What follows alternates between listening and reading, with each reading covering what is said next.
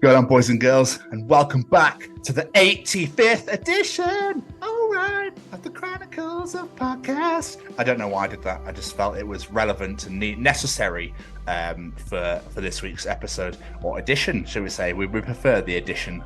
We like that E, not the other E. We prefer editions in this one. Anyway, I've rambled on too much. Jamie, it's the 85th edition of the Chronicles of Podcast, and I do believe, Jamie Westwood, that these are the Chronicles of Erik Betts. Oh, yeah, damn skippy boy they are. This is an absolute douzoir, as they say in France. So I do believe that we should hit it.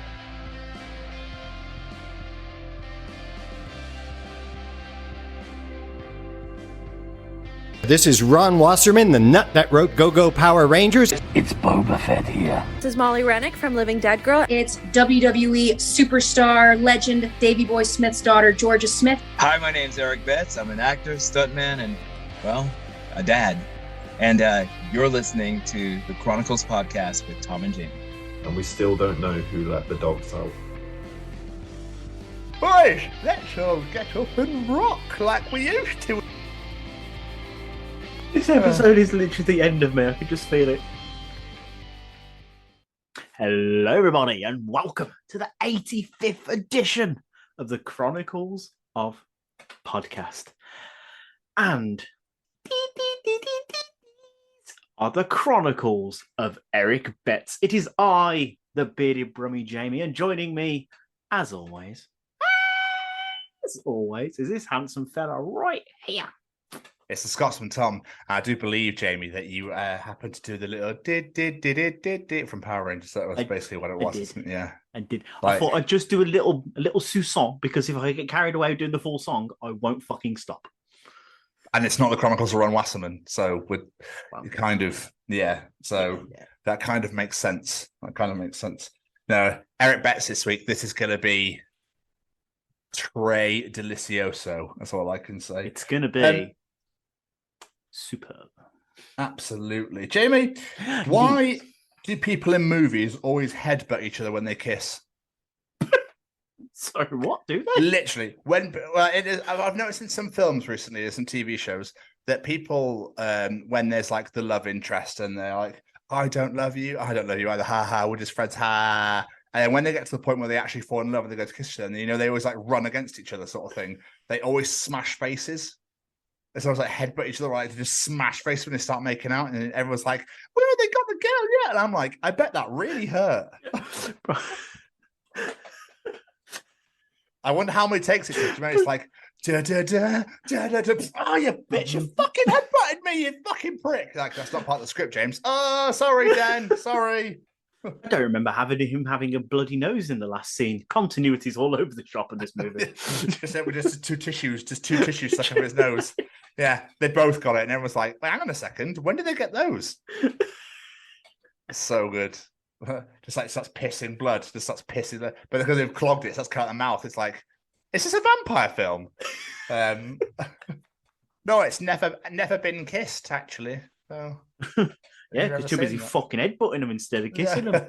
Not surprised. I wouldn't want to kiss her either. She's dangerous. Well, yeah.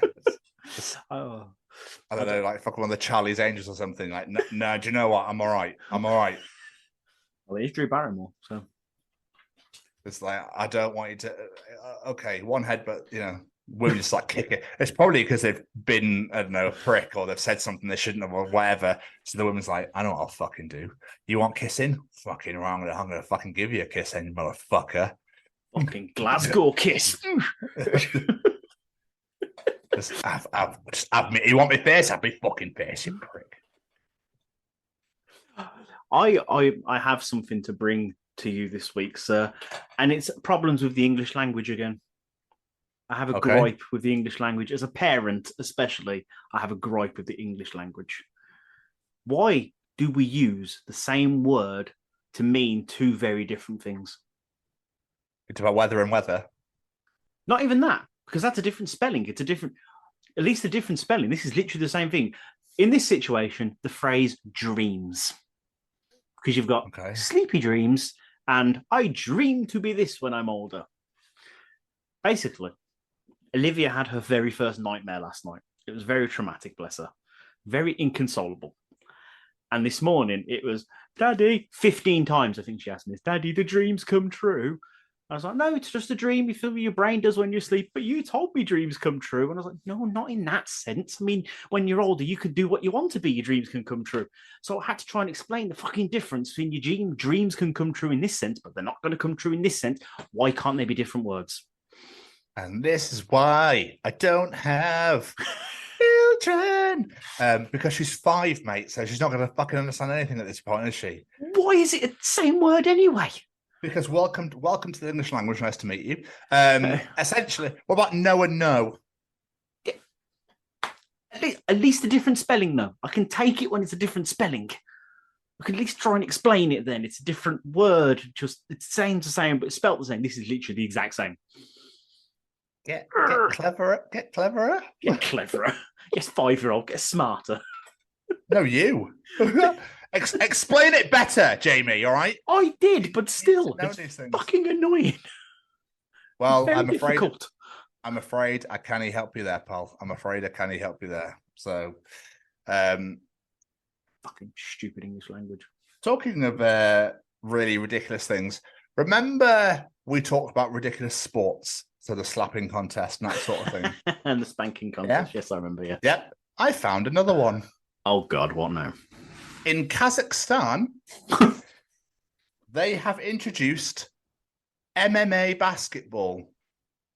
Wait, what? So they play basketball, but they beat the living fucking shit out of each other at the same time, trying to get said ball. Okay, this sounds amazing, I'm not going to lie. So obviously with how basketball it's always like 126 points to 119, this one was 0-0 for a very long time. Because they were just either getting knocked out, the shit kicked out. Like they're running with the ball to go and because obviously you can't hold on to it. You have to bounce it every time. So it's impossible. It's impossible. People getting German suplexed. There are people getting like clotheslined out, getting like knee to the guts and everything. It was absolutely insane. I need to find a clip of this because I'm not gonna lie, it sounds amazing. It sounds boring. Depends what you're watching it for. If you're going for high scores, it's going to be boring. If you're watching for someone to get the shit kicked out of them, it's going to be great. You might as well combine horse racing and cricket. Imagine that. And they're off, and here you go. And it's hit it for 6, but and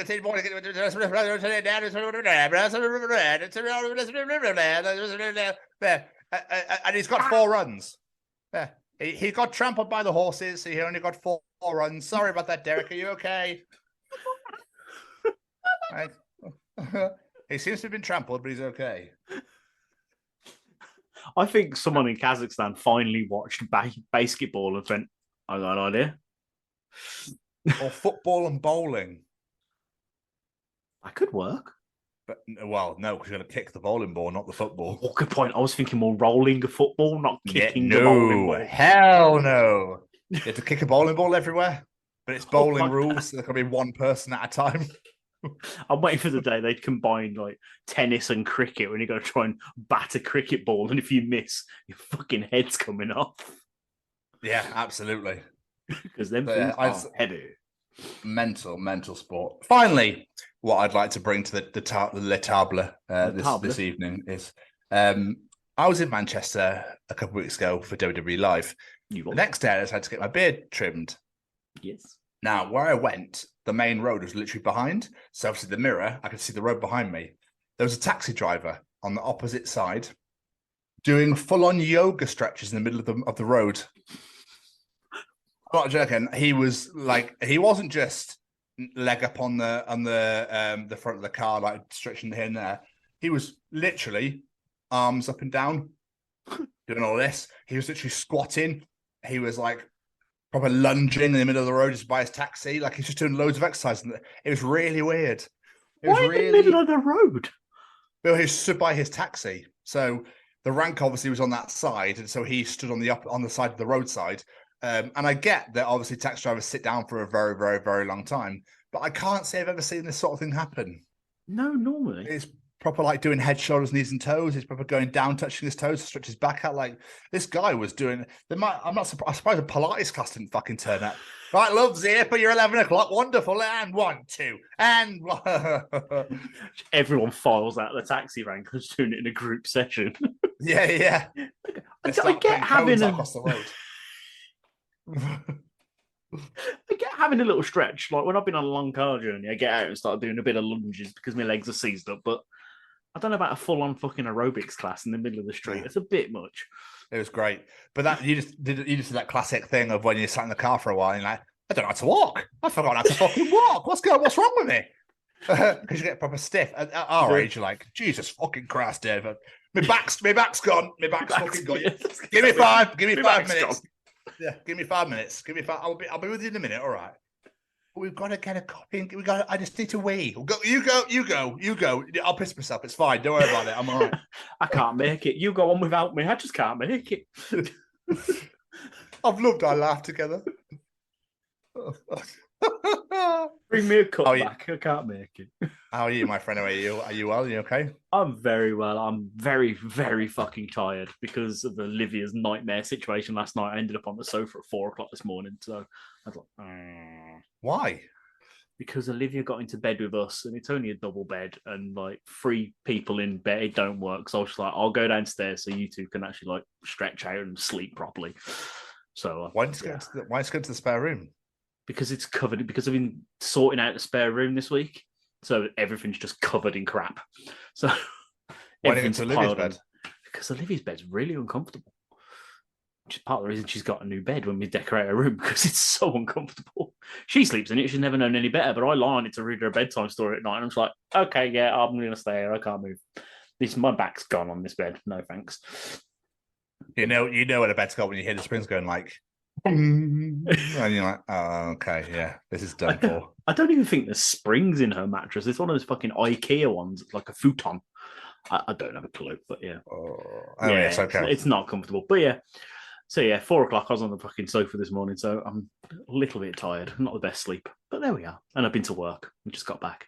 Because as it's 6 minutes to midnight, this is the definition of late night recording. It's been a while since we've done that. But no, yeah, we do love a bit of late night recording. So, hey, I didn't join in with you. Don't join in with me. Oh, sorry, I thought make it a duet.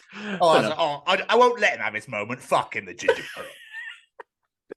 No one likes him anyway, so, don't worry about it. But other than being tired, I'm good. How are you? Yeah, I'm really good, man. I've been absolutely buzzing for this. Love a recording sesh. Obviously, you can blame your work for the fact that we're here at 6 minutes to midnight. So yeah. It was 5 though. Iron Maiden might have showed up, so I'm really pleased that we didn't get that far. 2 minutes to midnight. There's 5 in it. Who's 5 minutes? I don't give a shit. I don't care. Who likes Iron Maiden anyway? They're only a small band, aren't they? They've only been around for at least a couple of little ditties people may have heard of. I was trying to think of a duet they've done, so I could be like, fair play to them, giving Iron Maiden a chance. I don't think Iron Maiden have ever done a duet.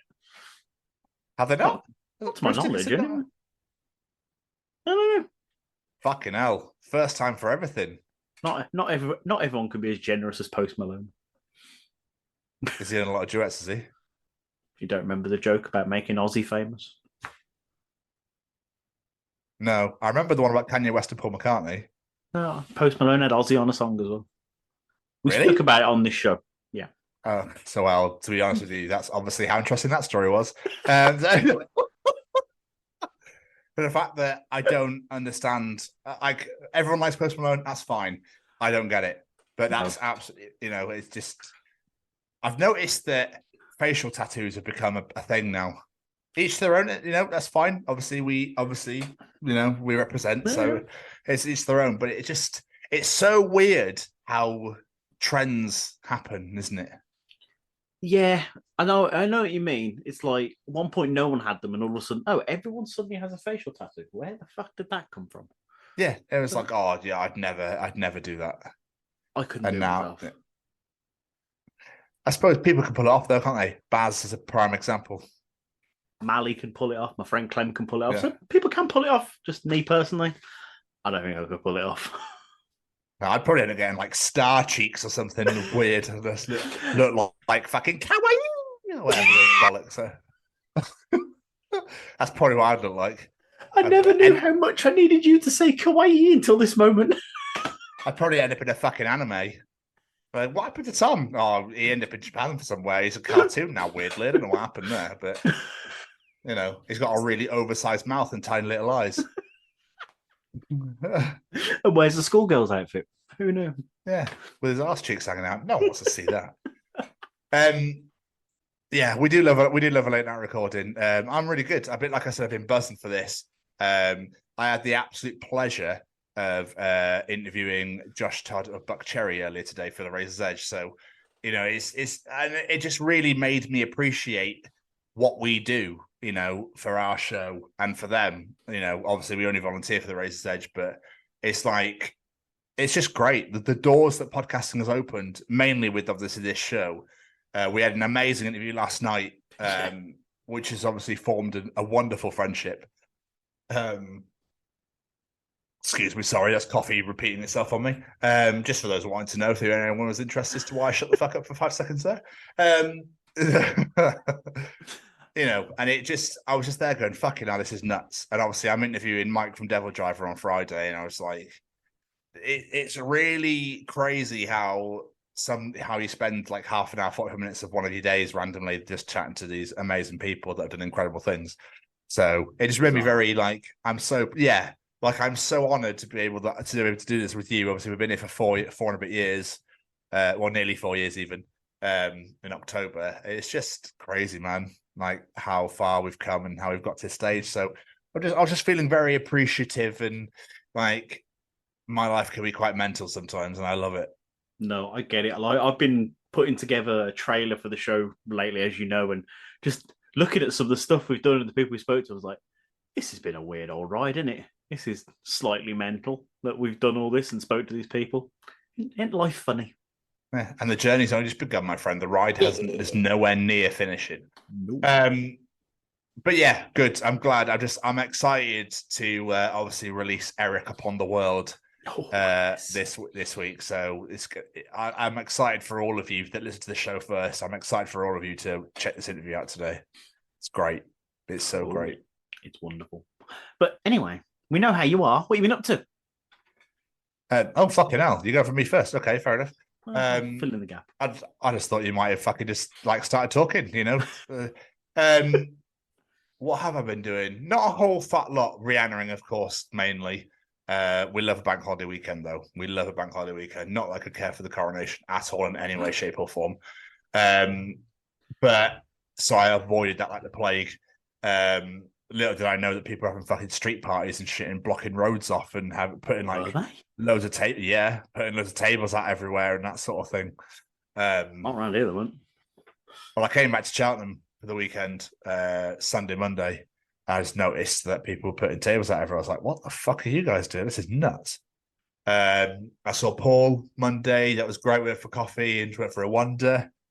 I was with him for about good 3 hours. Like I said, I did an amazing interview last night. Other than that, man, like off the top of my head, I watched the Escape Room movies. Escape Room, The Tournament of Champions on Netflix. Really good. I really, really enjoyed. So I highly recommend. Never even heard of them.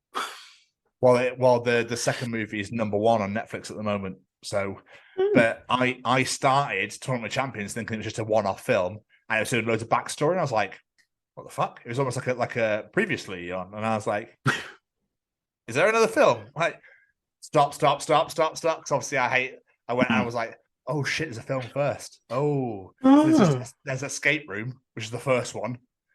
It's got the lady from Daredevil in. Jennifer Garner? No, the TV series. The TV series. Who plays? She works in the lawyer bit with Charlie Cox and. I know exactly who you mean, but name is gone. Yeah, her name's completely escaped me as well. She's in it. and then the rest of the people I didn't know. But it's really good. I really enjoyed it. So I watched the second one and really enjoyed that as well. It's like escape rooms, but if you don't escape, you die, basically. It's great. Really, really clever. Really well done. So, Let's check that out. yeah, I really enjoyed it. I think it's like a proper independent type feel to it, which is what's so good about it. But I also watched Nobody. Have you seen the film Nobody? I have a little while ago. I can barely remember it. I think I was very tired when I watched it. Yes. Oh, I have mate. watched it. But the people did John Wick. It's incredible, that film. It's Thoroughly enjoyed. Really, really enjoyed it. And that's about it for my week, I think, realistically. I got my AEW tickets, but I think that was on last week's episode. So It was. yeah, I'm absolutely buzzing for that. Yeah. And I just happened to get myself a PS5 today. Oh, so as you do. As you do. I got it on credit though, so I'm not. I mean, I haven't got £479 to splash out. So I went for the monthly doodah, but I don't give a shit because I got a PS5 now. So don't blame me. Fuck it, why not? Quite excited about that. So what about you, my friend? What's been going on? It's been a pretty quiet week, to be fair. I've mostly been Rihanna-ing, been working away on these fucking dreadful 210 shifts. I hate 210 shifts. I have no life on 210 shifts. I hate them so much. So yeah, I've been working 210 shifts. Been having a bit of a sort out and a clear out of the spare room and whatnot. We've literally decided to every CD and DVD we own, apart from the odd handful of couple, get rid. Because we don't watch them. We don't listen to them. We literally kept CX, yeah? Yeah, eventually we'll take them all down to CX because it's just taking up clutter and space of stuff we don't need. So getting rid of them. As you said, we've done a fantastic interview, which I can't wait to release. It was a beautiful interview. Yesterday was an absolute disaster day because Jamie did a Jamie and completely fucked up in big old-fashioned way. Basically, I went to go see the kids. I got on the train. I was supposed to get there for 11 o'clock. I didn't get there till gone 1 o'clock because I can't read. So basically, I got off the train at Worcester. My next train, I thought, was on platform 2. Turns out it was on platform 1 because I didn't read the app properly. Missed said train. The train after that was cancelled, so then had to wait for the train after that. So yeah, I proper balls my day up. I was so angry. I was so angry. It was like, ah! Yeah, I read the app wrong and really balls my day up. You silly sausage. Yeah, I'm a complete idiot. But there we are. But watching wise, oh, actually, before watching wise, I got another set of gig tickets this week. I'm going to see Judas Priest and Saxon. Fuck yeah! But it's an all-seated gig. Forgive me for not being able to contain my excitement for you there, Jamie. I just fuck all wrong with Judas Priest. Come on. I'm sure it'll be a wonderful evening. Judas Priest are amazing. But yeah, got tickets it's probably an all-seated gig because everyone's old. Yeah. Yeah, because there's probably no young fans. I know loads of young people going to cheeky shit. Oh, bloody hell! I bloody love Saxon. Oh, Saxon are wonderful. Oh, bloody Judas Priest. I remember Judas Priest when I was a wee nipper. Thanks for breaking the law. Now I'm just breaking me up. Fucking hell. Oh, let's all get up and rock like we used to in the 1940s. Oh, that's me done for that. Painkiller. That sounds a fucking great idea. Thank you. Did you bring me tomato soup in my Hermes flask?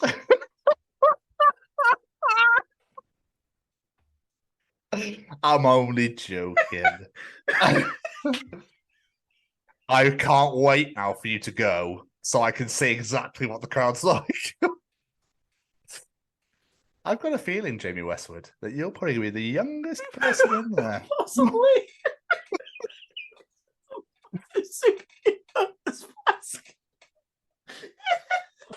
I can just imagine Mildred just telling me like, oh, bloody hell. I wouldn't mind smashing that. Wouldn't mind smashing a bit of Jamie Westwood, I tell you that. Look at him, fucking young'un. Get me rapport age of 89.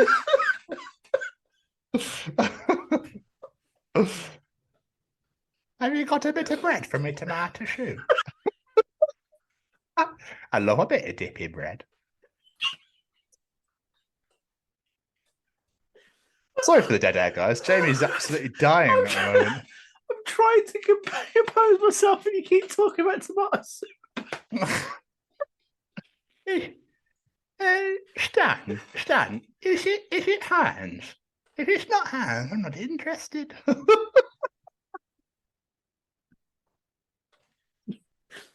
Bloody hell, you haven't brought mushroom back, son, have you? Oh, fuck me. Okay, mushroom soup. Stop, please. Sorry, guys. We do apologise. I'll stop now. I'll stop. Oh, we're going to get so warm. Anyway, so it's Judas Priest and Saxon, Jamie, yeah? Yes, I am. When is it? March next year, I think. Oh, wow, that's fucking... Jesus Christ. Yeah, I know they're selling refiring events. Oh, fucking hell. Oh, anyway. Carry on. Anyway, what have I been watching this week? I am on the last episode of 24 Legacy. I've got about half an hour left. It's good. I've enjoyed it. I have enjoyed it. Good. Yeah. Don't fucking start to wear soup again. No, I'm not going to. But the thing is, looking at your face, the street just came into my head. So I'm there going, dry your eyes, mate. I know you want. Don't know how much this pain hurts. But you've got to walk away now, Mildred, because it's quite far from your house. If I leave now, I get all back Thursday.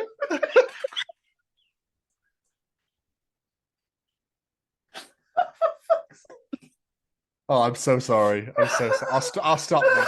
I swear to God, I'll stop now. No, you won't, you bastard. No. Oh, fuck me. 24 Legacy. They brought an old character back. It didn't happen when I last spoke. An old character came into it. One fucking character in the whole program. Don't tell me. I don't fucking spoil it. I won't tell you because I still think you should watch it. But no, okay, it's good. It's good. Last episode. Hopefully, the ending will pay off well.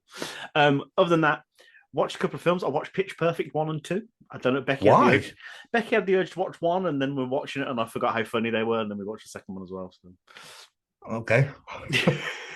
Look then. Have you watched them? Nope. See, they are pretty funny. And other than that, yeah, that's pretty much all I've done and watched. I've been fucking 210 shifts. I have no life. I know we've been quite busy trying to sort the old business out as well. So yeah, which is graciously appreciated, might I add. So thank you very much. We do enjoy what we do, as you can see by Jamie's face if you're watching us on YouTube or hearing him sniff and laugh by trying to Spotify. Compose myself, yes. Well, while you try and compose yourself, why don't we go and hear from Braden Barry at Stay Cozy Clothing? That is a fantastic idea, sir. All right. Is this thing on? Well, howdy doody, everybody. This is Braden Barry from Say We Can Fly, founder of Stay Cozy Clothing, your one-stop shop for the coziest, most fashionable hoodies, t-shirts, and more. Gosh, Mickey. That's right, folks. And we're proud to say that we are now sponsoring the Chronicles of Podcast. Ouch. Hosted by Tom and Jamie. Like, you can get 10% off, man. That's right, Shaggy. Just use the special code, The Chronicles, at checkout. Oh, boy. Okay, well, Jamie, it's now time for your favourite segment of the week. I've just composed myself and I'm probably going to lose it again. Time for Callum's Treachings. Here it is. Do you want to know something? Callum will be able to tell you in Callum's Treachings. Is cereal soup? Ooh. Right, Callum's Treachings. The boy is back again. to treat the nation, nay, the world, nay, the universe. Ooh. Jamie. Yes, sir. What is Callum Treachings? Dare I say, this week? At age 30, you've spent a whole month having birthdays. Whoa. He's fucking right, you know. Yeah, yes, he is. Yeah, sorry, I was trying to work out where, because I was like, but there's months with 31 in, but then I realised that there's obviously 6 months with 30 in, so is it 6 or 5? I don't fucking know. I have no, I can never remember how many days are in each month. I've never been able to remember. No, I don't even do that song either. I just go, I'm pretty sure. So I just look at a calendar and go, there we are, problem solved. Yep, exactly that. That's crazy, man. That's so weird. Yeah. So we've had a whole month and then a couple of days celebrated. That's so nuts. It's weird because you never think about it that way ever, do you? You never. You always just go. But what's nuts is, and I was finding this, is that obviously I'm 36 in June, but I just felt like I had my 35th birthday. It just felt like June was only a couple of days ago. It's really weird how I go, oh, another birthday's come, perfect. Well, it's going to take another whole fucking year. It's going to be ages. What do you mean it's Christmas? What? But my birthday was yesterday. Why is it Christmas? Was it my birthday again? Hey, what? Whoa! Slow the fuck down there. Yep. Yeah. Can we put a break on the world? Is there any way we can just pull it back? But it goes back to what I said last week about as you get older, things get faster. Mm-hmm. I want to be the other way around. Yeah, to slow down a little bit. Yeah, I feel like this 2023 has gone so fucking fast. Like, how are we like in May already? Yeah, what? It's only Christmas last week. How we in May? May? How we in May? It's like you viciously attacked me with a month. It was like your alter ego was trying to escape at me out of nowhere. I mean, what I'm trying to say, mate, is how the fuck are we in May already? It's like someone just jabbed something at your ass and you said it. Fucking hell, Leonard. Not now. This episode is literally the end of me. I can just feel it. I mean, what was about? Oh yeah. But you are right. You are right. It's just absolutely crazy how fucking quick. It's like I remember when I booked New York in November 2021 for February 2023. I was like, "Fucking hell, New York's ages away." I'm back. Like, wait, what? that felt like a blur, and now it feels like years ago. It does. It feels like ages ago you went to New York. Yeah, you were to Spain last month. Yeah, it feels like ages ago, but at the same time, It feels like the year's gone really fast. I don't understand time. I'm so confused. Do you reckon, as a species, as we get older, we get stupider and we get more dumb? Or is it just like things go way too quick, and we always get shocked by how far away how quick things have gone by, or whatever? I'm going to go with that. The older we get, the stupider we are. Yes, because obviously you start to die at 25. Your body starts to be like, oh, I've had enough now. I can't be dealing with all this. Thank you very much. I think I'm just going to start deteriorating now. If that's all right with you, Richard. Is that okay? And we're going to start with your lower back. And your kneecaps. Yeah. So when you get up, you make this noise. And then when you sit down, you go, it's wonderful. That is lovely. Anyway, we should probably move on before we start depressing everybody with death talk. I feel really old now after that treat. I'm not going to lie. It's about I've had a month worth of birthdays and more. That's really feel old now. Cheers. Callum's just got there. That's why. Yeah, that's what it is. Yeah. So, Jamie, what else is Callum teaching us this week? Our parents used to let us stay over at strangers' houses just because we knew their kids. God, that's so fucking true. That's mental when you think about it. Oh my God, I've never thought of it like that. I remember when my mum was looking for somewhere to live in Gloucester this is when I first ever moved down south from up north. And she left us at her best mate's house. And I'd only met her twice, I think. And she put me and my brother in the same, I don't know why I'm remembering this. I don't know what happened, but like 4 a.m., my brother started hitting me, and we started fighting at 4 a.m. I was like, "What the fuck?" we were only what 10, 11. My brother was a fucking piece of shit when he was a kid.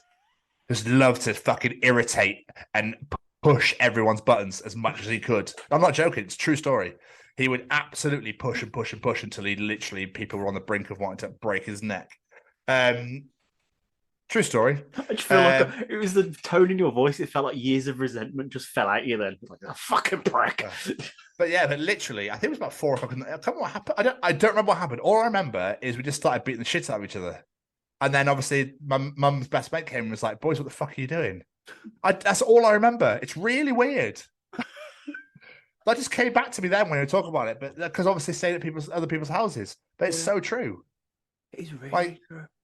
Obviously, they don't. Obviously, if they're like your best mates, you go over all the time. They don't become. They become mates. Obviously, you become to them. But that is absolutely crazy. I bet that doesn't happen very often now. Surely not. Well, you've got kids. I don't know. I was going to say, to be fair, mine never really had sleepovers that I can think of, really. And the ones they have, like Joe knows their mum or has got to know their mum first, sort of thing. But yeah, it's just thinking about it is bonkers. You really are just there saying, you go. Go stay there. You just proved the point there. You just proved the point. Joe's got to know those mums before they've let them go. Whereas that didn't happen with us. No, it's like, "Mum, I'm going to stay at Dave's house." Sure. Yeah, see you later then. Make sure you get home safe. Text me when you get leaving. I know you can't. Mobiles haven't been invented yet. Just go out. I remember staying at a schoolmate's house. I think we were both like 16, 17. You know, you get to that part where you're like, "You've got drinks with you." That sort of age. And I remember the Saturday morning, they had a rugby game. So I was like, for some reason, I don't know why, I was like, "I'll leave all my stuff here. I'll come back and get it afterwards." And I remember his parents being like, at the game, being like, "Oh, where's all your bags?" Like, "Oh, I left them at your house." Like, "No, you're not." They took me in the car, went all the way back stairs, picked my stuff up, and brought me back to the rugby game again. So weird. What the fuck? You're not coming back here. Like, oh, thanks. We don't like I think. Yeah. We don't know you, but we don't like you. Get your shit out my house. That's pretty much how it went. Yeah, that's pretty much how it went. I think it was a school disco or a school party or something on the Friday night, and then he lived by the schools, which was easier to go to his rather than mum couldn't get me at like 11 p.m. or whatever. School disco, yeah. I remember. Do you remember those days? Crazy. Man. Oh yeah. Crazy. Being excited because Firestarter by Prodigy came on. The closest thing we got to a rock song. Fuck yeah. I think you got Blink. I think we got Blink every now and again, or like that was about it. Or Offspring. Pretty Fly for a White Guy. None of that. Anyway, and finally, Jamie, we haven't been this very funny yet. What else? Finally, what is Callum Treaching us this week? It's been 23 years, and we still don't know who let the dogs out. Wow. What a reference. I actually asked Siri this earlier, and he told me that it's been like they've got rid of the joke because it was already yeah. I remember you used to ask Siri and you go, who? Yeah, he doesn't do that anymore. He says it's not funny anymore. Oh. Are we ever going to know who let the dogs out? Does it say it? Fair, do we know the lyrics to that song? I bet it's in the lyrics somewhere. It's got to be. Get back, Scruffy. Get back, Scruffy. Get back here, you stupid, scruffy mongrel. Shooting infested mongrel or something. Yeah, that's literally the only words I can remember. And then I don't know the words. Just remember the tune. Yeah, I'm not even going to start butchering it or attempt to make myself look like an absolute piece of shit. So, like I just did then, basically. Yeah. Okay. I didn't say that, did I? You just said that to yourself. I did not say that. It's definitely not. Sir. It's definitely not. It's like when people put Shaggy voice on. You've got to do Shaggy voice to sing Shaggy. Shaggy. There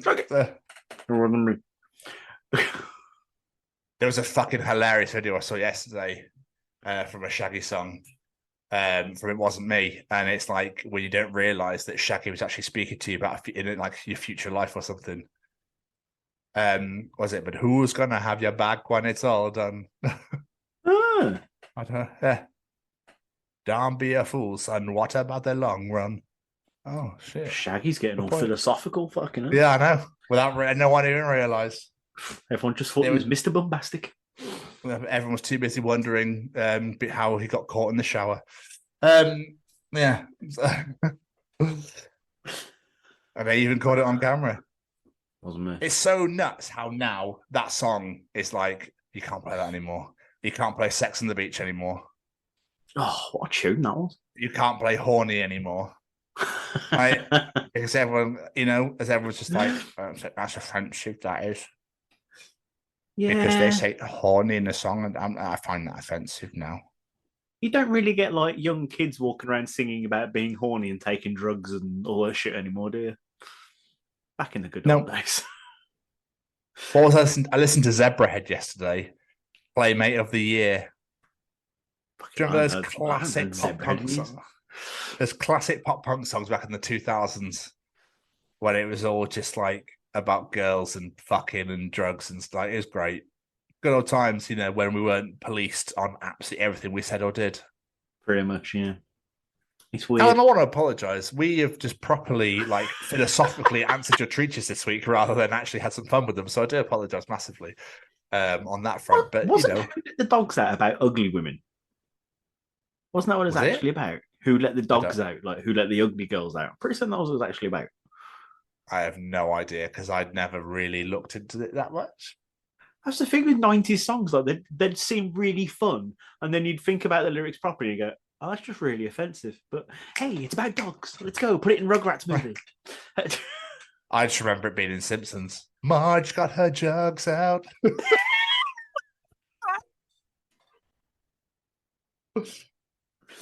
The good old times, my friend, when when there was no everything fucking offends me. It was great. Those are the days. They were.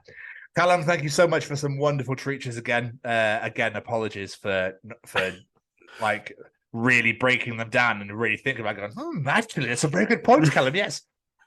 So I'm sure we'll do you justice next week, I promise. But Jamie. Yes, sir. It's time to follow. Yo, yes. It's time for Tom's Journal. Read to me.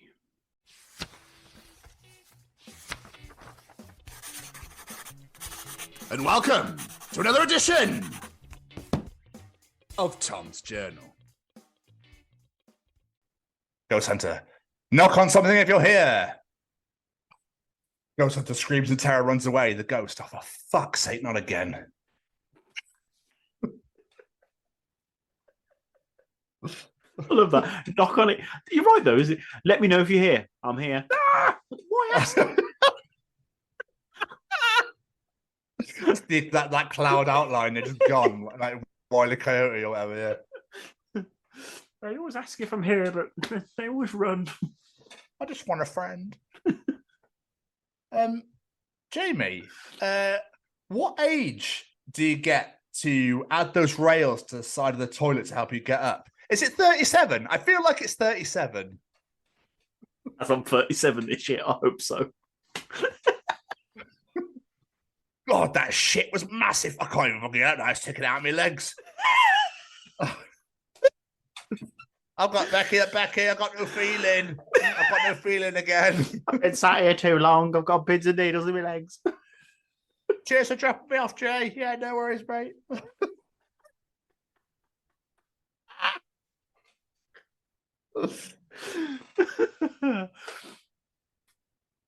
Picks up a cursed jewel. Demon, foolish mortal. Now I am in possession of your mind, and I will continue. Oh my God.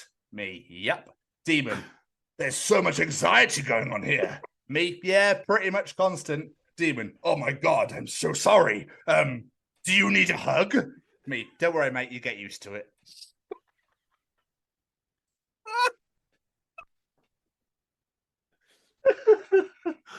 Oh, I like that.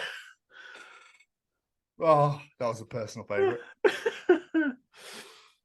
Me. So what I'm saying, Doc, is like Aladdin could have used the wish to like end monarchy that was preventing him from preventing Jasmine from marrying him, or he could have ended the systematic poverty that forced him to steal, but instead he wished to be a fake prince of a fake land. therapist. Holy shit. That is really fucking true. Don't ruin one of my favourite Disney movies. It's one of my favourites as well. So. Come on. I learned a long time ago, never apply logic to Disney movies. It don't fucking work. Never. Never, mortal. Never. Genie, what do you wish, mortal? I'd really like to fly. And where would you like to fly? No. I want the ability to fly. Oh, okay. So, do you want a flying suit, wings, or the ability to fly via telepathic willpower? Wings, please. Would you like bird wings, bat wings, dragonfly wings? Bird, please, Genie. Great. Now, what kind of bird wings would you like? Hawk, sparrow, hummingbird? Hummingbird sounds pretty cool. Now, in regards to your weight, would you rather me shrink you down your body, or would you rather like reduced bone density? I'll take bone density. That's okay, Genie. Great. Now we'll have to give you an increased metabolism, but to what extent will depend on how you plan to. Will depend on how long you plan to fly at one time. Good thing that's a fucking world peace.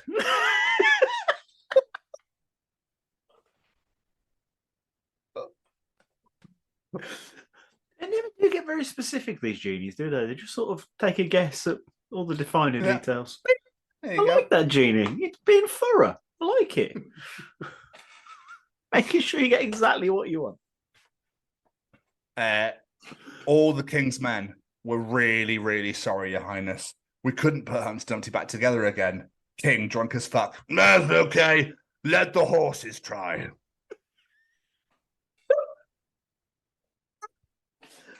All the king's horses and all the king. You're fucking right. You know, I've never put that together. They let horses try and put it together. How have I never put that together? No idea. Neither did I, so I read that. It's part of the song. You don't really think it through. So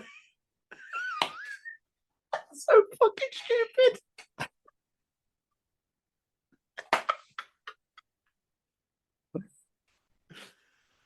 Jamie, yes. The question here is, do girls actually enjoy being fingered, or is it a myth?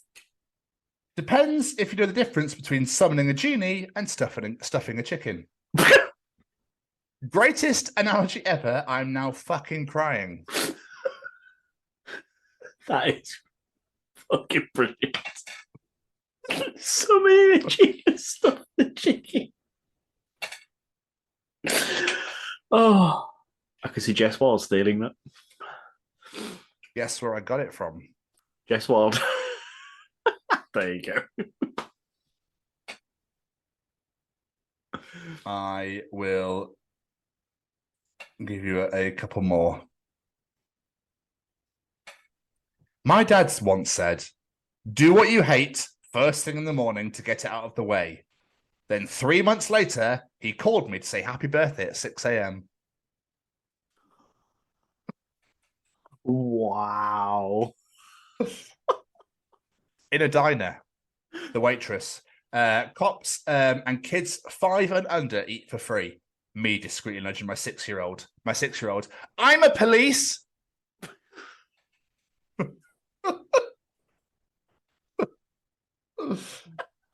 Kids are fucking stupid.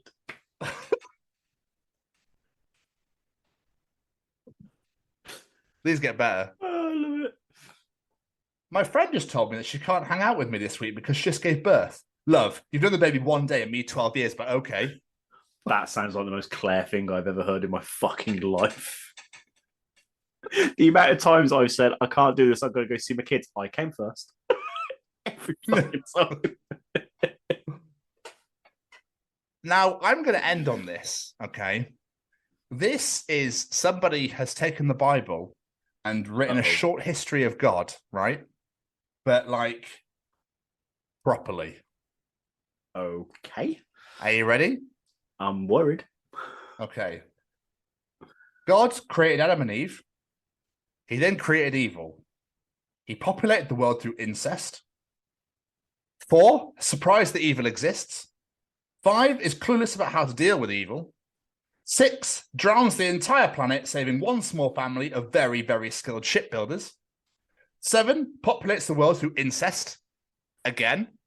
8, surprise the evil exists. Again. 9, sends diseases, starvation, plagues, tsunamis, etc. 10, still bewildered by the existence of evil.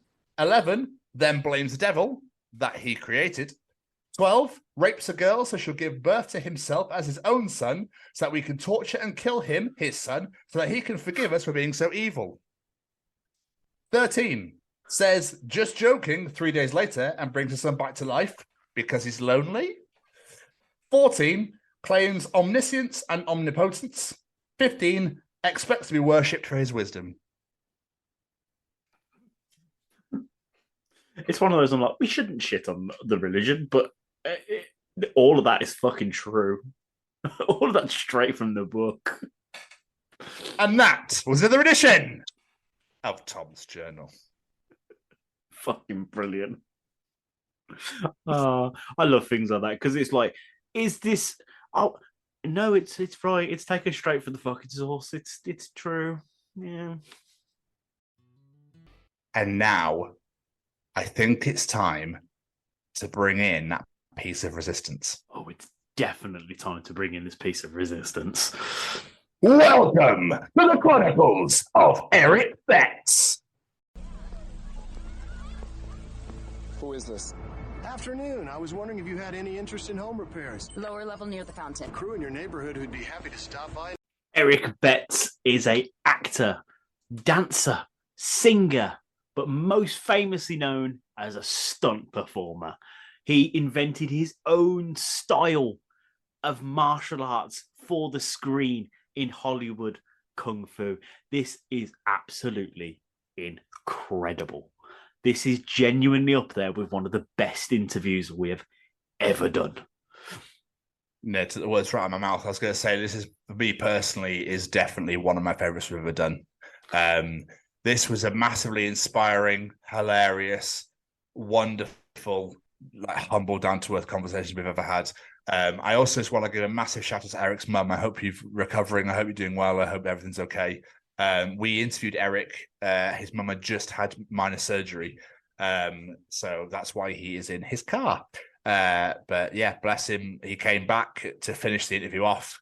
It's just, I've been so since we interviewed him, I've been so excited to release this one. Yeah. We like to keep things fair. We release them in the order we record them.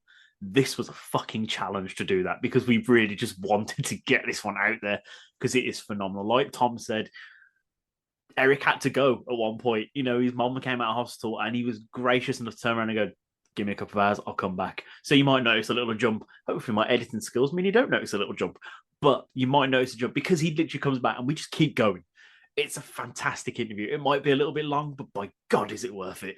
Oh, I love this one. For fans of Jason David Frank as well, you will get some stories in here that will touch you in all the right places. Yeah. Jamie! Yes, sir. Any final words at all? Just a massive thank you to our wonderful guest. What an incredible career he has had, and we are so excited for you to share this, to listen to this one. Erik, thank you so much for taking the time out of your very busy schedule. We really appreciate it, especially, with your mum being in hospital at the time. So it means the world, man. And excited to catch up with you again in the future and excited for people to hear this one. Because, ladies and gentlemen, here we go. Ladies and gentlemen, interviewing this week, it's Erik Betts. Wonderful. First off, thank you so much for doing this, Erik. It means the absolute world. Really appreciate it. No worries, man. No worries. Yeah. Thank you for having me. This is fun. Normally, I just do a little introduction, and then, as my co-host likes to say, we just bombard the living hell out of you with questions. How does that sound? I love it. That's all we like. Wonderful. Let's get going. All right. Ladies and gentlemen, this week we bring you another amazing guest with another amazing story for you to enjoy. This week's guest is an actor, a stunt performer who has some of the most amazing accolades you will ever hear. He trained Will Smith how to fight. Sorry, Chris Rock.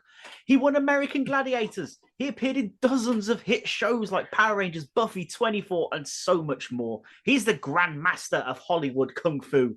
Ladies and gentlemen, join us as we bring you the Chronicles of Erik Betts. Oh. You're on mute, Eric. There he is. Can you guys hear me okay? There you go. Yeah.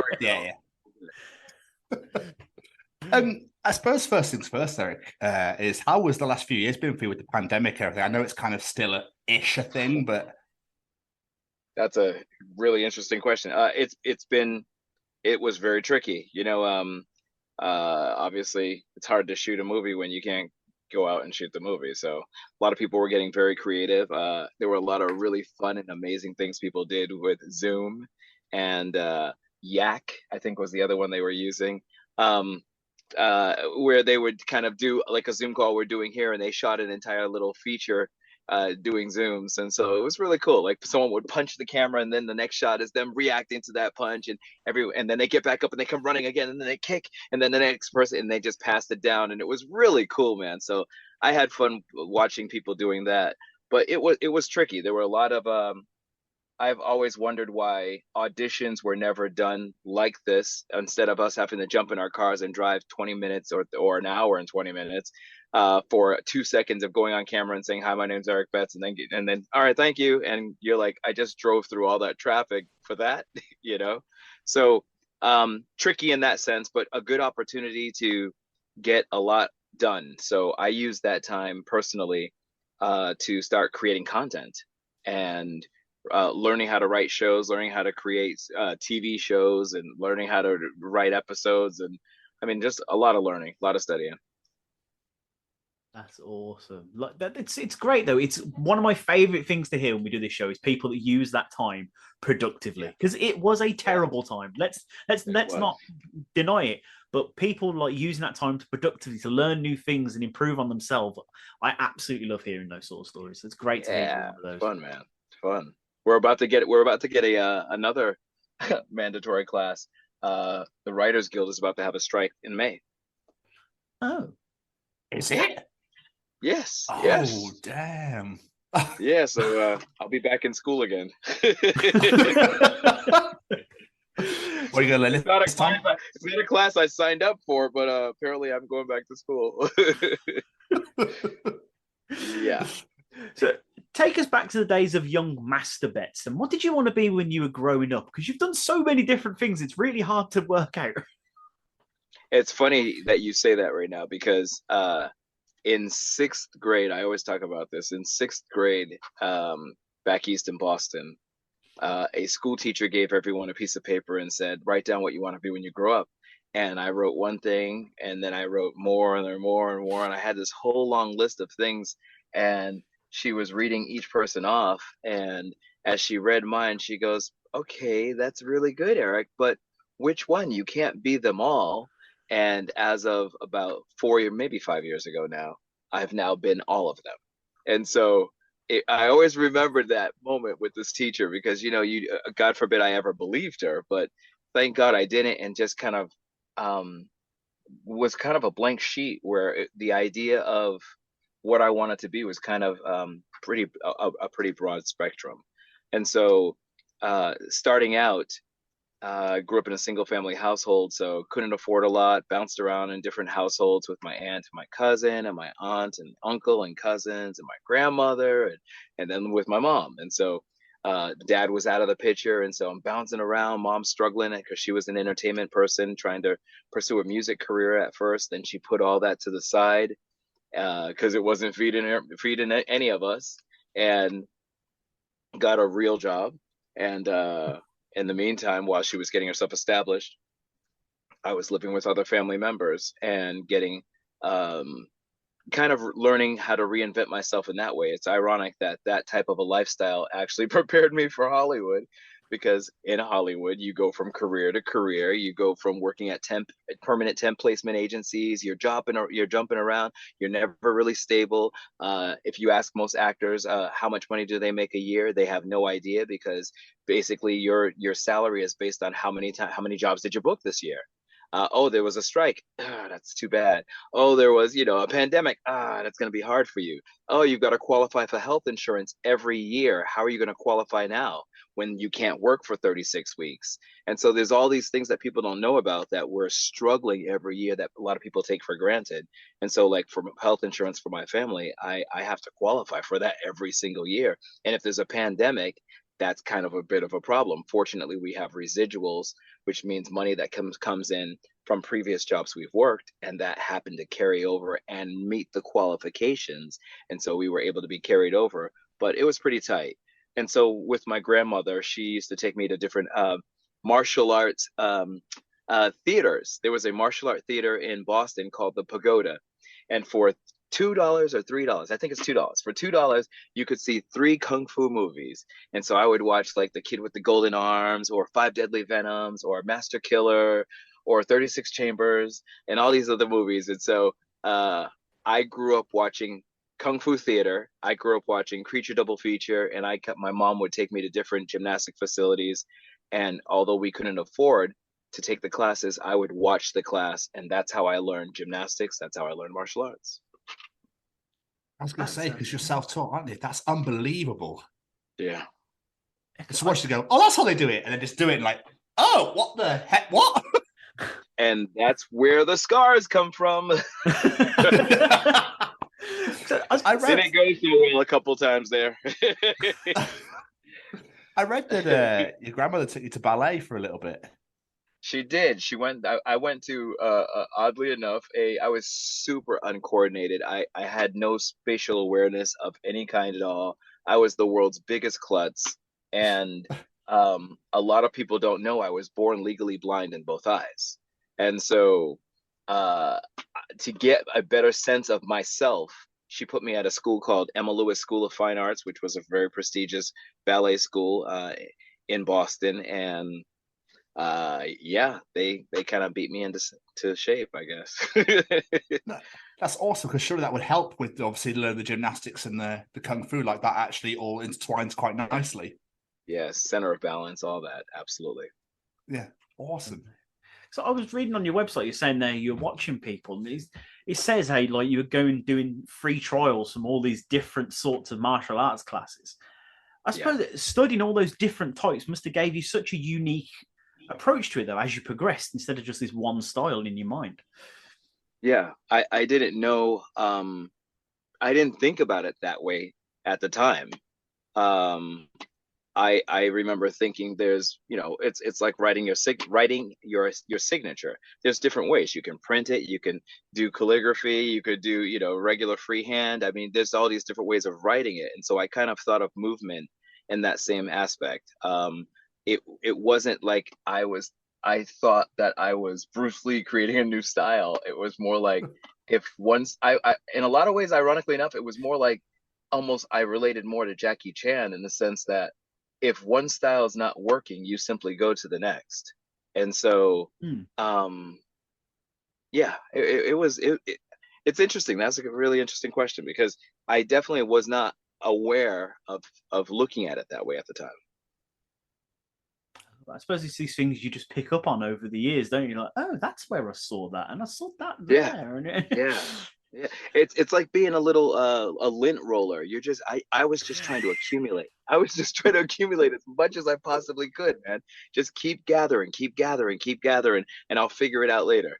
That is the best metaphor ever. That is fantastic. Also, your teacher is mental for asking you at 6 years old what you want to be. People at 16, 20, 30 don't know what they want to do with their lives.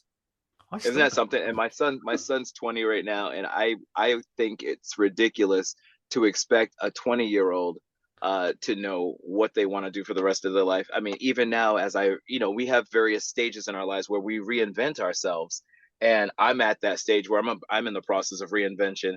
I cannot imagine.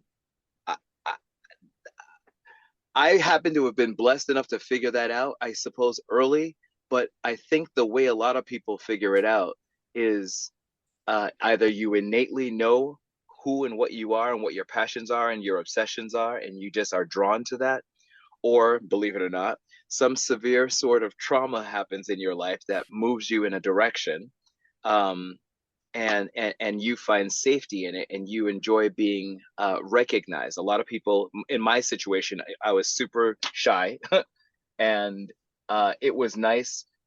I felt confident. It gave me confidence. It gave me strength. It gave me character. People went, ooh, you like the reactions you're getting, and it made you want to do more. And so it really built your self-esteem up. And it was like, hey, you took pride in the fact that this was something you were good at.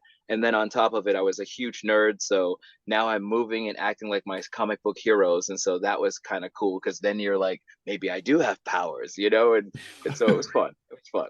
It was cool. So was that your original intention, to just study martial arts, or was getting into the world of TV and stunts like where you always wanted to go? It was all about, the Amazing Spider-Man comic. One of the comics that I had, because I was an avid comic collector, my mother would take me around to different comic stores in Boston and Cambridge. And one of the comics had an image of Spider-Man starting on one side of the comic and jumping to the other side and jumping to this side and then coming straight towards the front of the camera.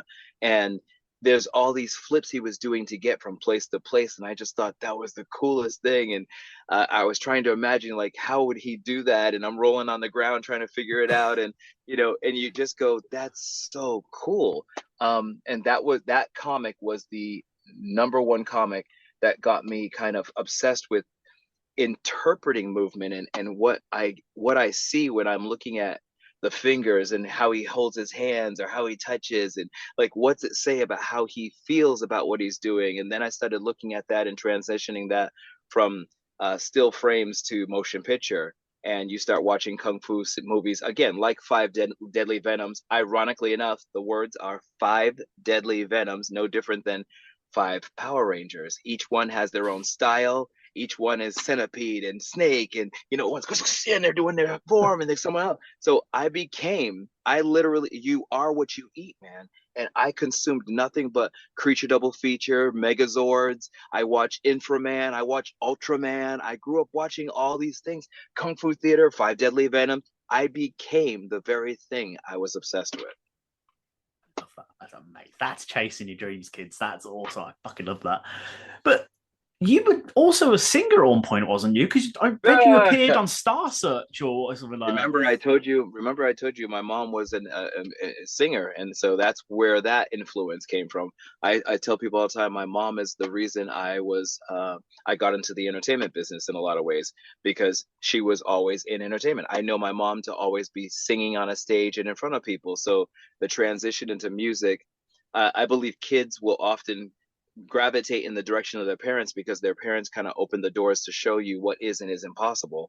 And doing entertainment, singing in front of a crowd, that wasn't something outside of my comfort zone or paradigm shift, because I watched my parent do that. So yeah, that's how that happened. And ironically enough, there used to be a advertising publication called Dramalog. Dramalog was where all actors used to go to get their information before the internet, kids.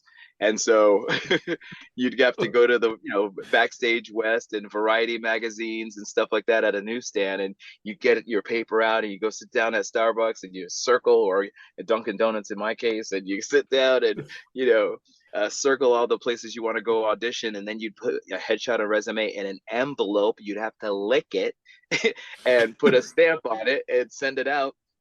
And so one of the auditions was for a music group, and I ended up going to the audition. I booked the audition, and I ended up meeting a guy there who happens to later, 2 months later, become the Black Ranger for Mighty Morphin Power Rangers. Walter Jones and I were in a music group together, and we ended up doing Star Search in 1992 with people like Christina Aguilera and Britney Spears and Justin Timberlake, Dave Chappelle, and Beth Hart, and one of the young girls group at the time was called Girls Time, that later became Destiny's Child and ultimately Beyonce. Bloody hell. Just a couple of names people might have heard of. Crazy, right? All the same time we auditioned, and all the same time our show in 1992 came out, and it was crazy because the person who put our group together, our group was called Five as a Jam. And I kept dealing with the number 5 at the time. So you've got 5 now, and we're flipping in, and we're wearing uniforms and costumes, boy band look, and I kept thinking, this is really interesting. I keep getting 5s, 5s, 5s.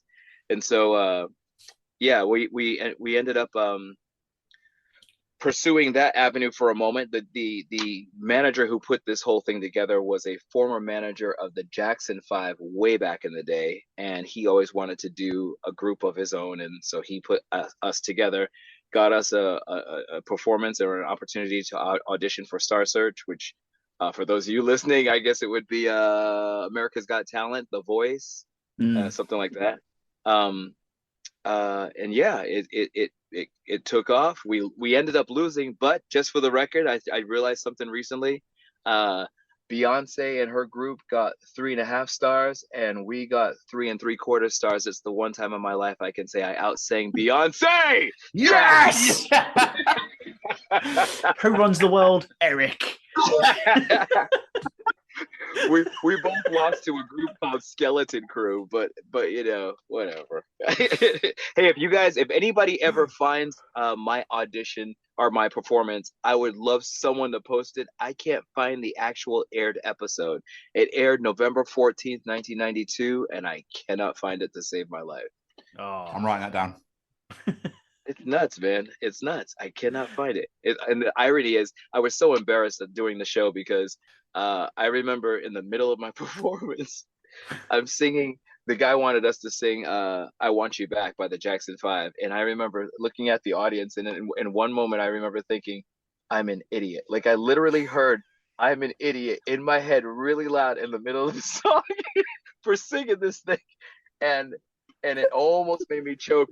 And then 2 days later, I think it was a Sunday at that point, the Jackson Story, The American Dream came on NBC. It was like a 4-part miniseries, and the first song that was being played was the song we sang at Star Search. And I remember thinking, Michael must be rolling in his head like, what was that idiot doing? Oh man, that's just hard. So yeah, how did you go from doing that to getting your foot into the world of acting and stunting? Because don't you say you were self-taught? There was no school or teacher to push you in the right direction. Yeah, that's a great question. And a really a difficult thing, not to answer, but to inspire, I suppose.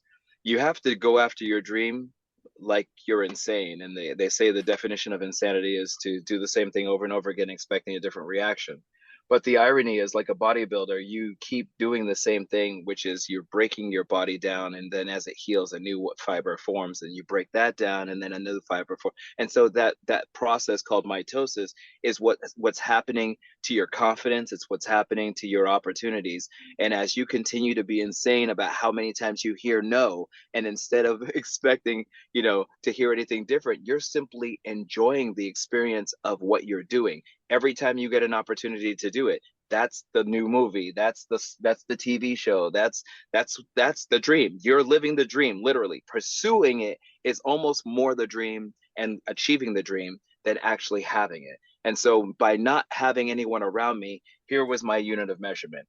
If I flipped and I didn't break my behind, I did it right. If I flipped and everyone went, ooh, I did it right. If I flipped and again, when it's consistent, when you consistently don't break your behind, then you're doing great. But now you need a new bar. Now everyone goes, oh my God, I've never seen anything like that. Now that's the new bar. Okay, cool. Now everyone's doing that. Now the new bar is, can I teach it to someone else? Now the new bar is, can that someone else safely do it without them having injuries? Now does everyone go, ooh, when they do it, and so on and so forth. And so that became my unit of measurement for knowing if I was doing it right. The real irony in my life is I got to train a lot of different people and work with a lot of different people, but two of the major ones in my world in life were, and remember again, self-taught gymnast, self-taught martial artist, is getting an opportunity to work with 1992 Olympic gold medalist Herb Perez and helping teach him film fighting. I can't even say martial arts because obviously he won gold. But to sit there and teach him how to not kill anyone, and film fighting is so different. It's so different, and he's so trained and such an incredible, working on WMAC Masters, you get a chance to work with absolutely some of the best martial artists in the freaking world. And here you are, a self-taught gymnast and martial artist who, in a lot of ways, has doubts about what you do. But then on the flip side, everything that it's almost like, there's more than one way to skin a chicken. That's all I can describe it to you. And I learned early on that I can trust and I can believe that what I've learned is actually useful, functional, and that I can read the person across from me in a way where I can compete with them. And so working with her Perez was one for the martial arts, and for the gymnastics, I got to train and choreograph for Carrie Strug, who was a young lady who, if you recall, in gymnastics for the Olympic team, ran on a broken leg, did a vault, and landed on a broken leg. And so everyone knows when she's standing on one foot, arms up, and then she drops to the ground, and Bella Caroli comes out and picks her up and carries her out, and she won the gold for the American team. And so getting a chance to work with in both of those worlds, martial arts and gymnastics, two major iconic gold medalists, that kind of sealed the deal as to whether or not you know what you're doing or not. That must blow your mind, knowing that because that's incredible. Humbling. I can't even begin to imagine. You're the sole, you're the reason for that. It's I can't even put it into words. Yeah, it's weird. It is weird. As I get old, I didn't think about it the way I don't know. It's humbling for sure. I can remember thinking, if you think too much about it, you psych yourself out. If you don't think about it and you just do what you do and stay true to who you are and stay humble, you have something useful to offer. It's the little kid in you keeps going, oh my God, but they're who they are and you're nothing. There's that inner voice that speaks to you that goes, who am I that I'm supposed to help you? I don't know what I'm doing compared to you, But when I came to this town from Boston, I ended up teaching at gymnastics at a place called LA Valley College. And on Tuesday and Friday nights, they had an open gymnastics facility from 7 to 10 o'clock for $2. So it was right up my alley because I was broke. And so, it made it very easy. But at the same time, I was training a lot of different people. So I was training cheerleaders, dancers, martial artists, actors. I didn't realize the majority of the people I was also training were stunt people. And so I ended up getting a call. A friend, one of the people I was helping was a 21 bronze medalist. She had an audition for a commercial and she needed to learn how to run up a wall and do a backflip. And they don't do that. And so she kept trying to run up and punch off the wall like it's a spring floor, and she just couldn't figure it out, and she was almost killing herself. So taught her how to be sloppy and messy and self-taught and do it the way we do it on the cement in the city, And I suppose long story short is that when I get to this audition that she asked me, would I come down and spot her down there? They were looking for 10 Olympic gold medalists. So I'm in awe of just the room and the things that they're doing to warm up. And, and I can't believe I'm in this circle right now. And after she was done with her audition, she said, would you mind if my spotter, my coach auditions? And I'm like, be quiet. What are you doing?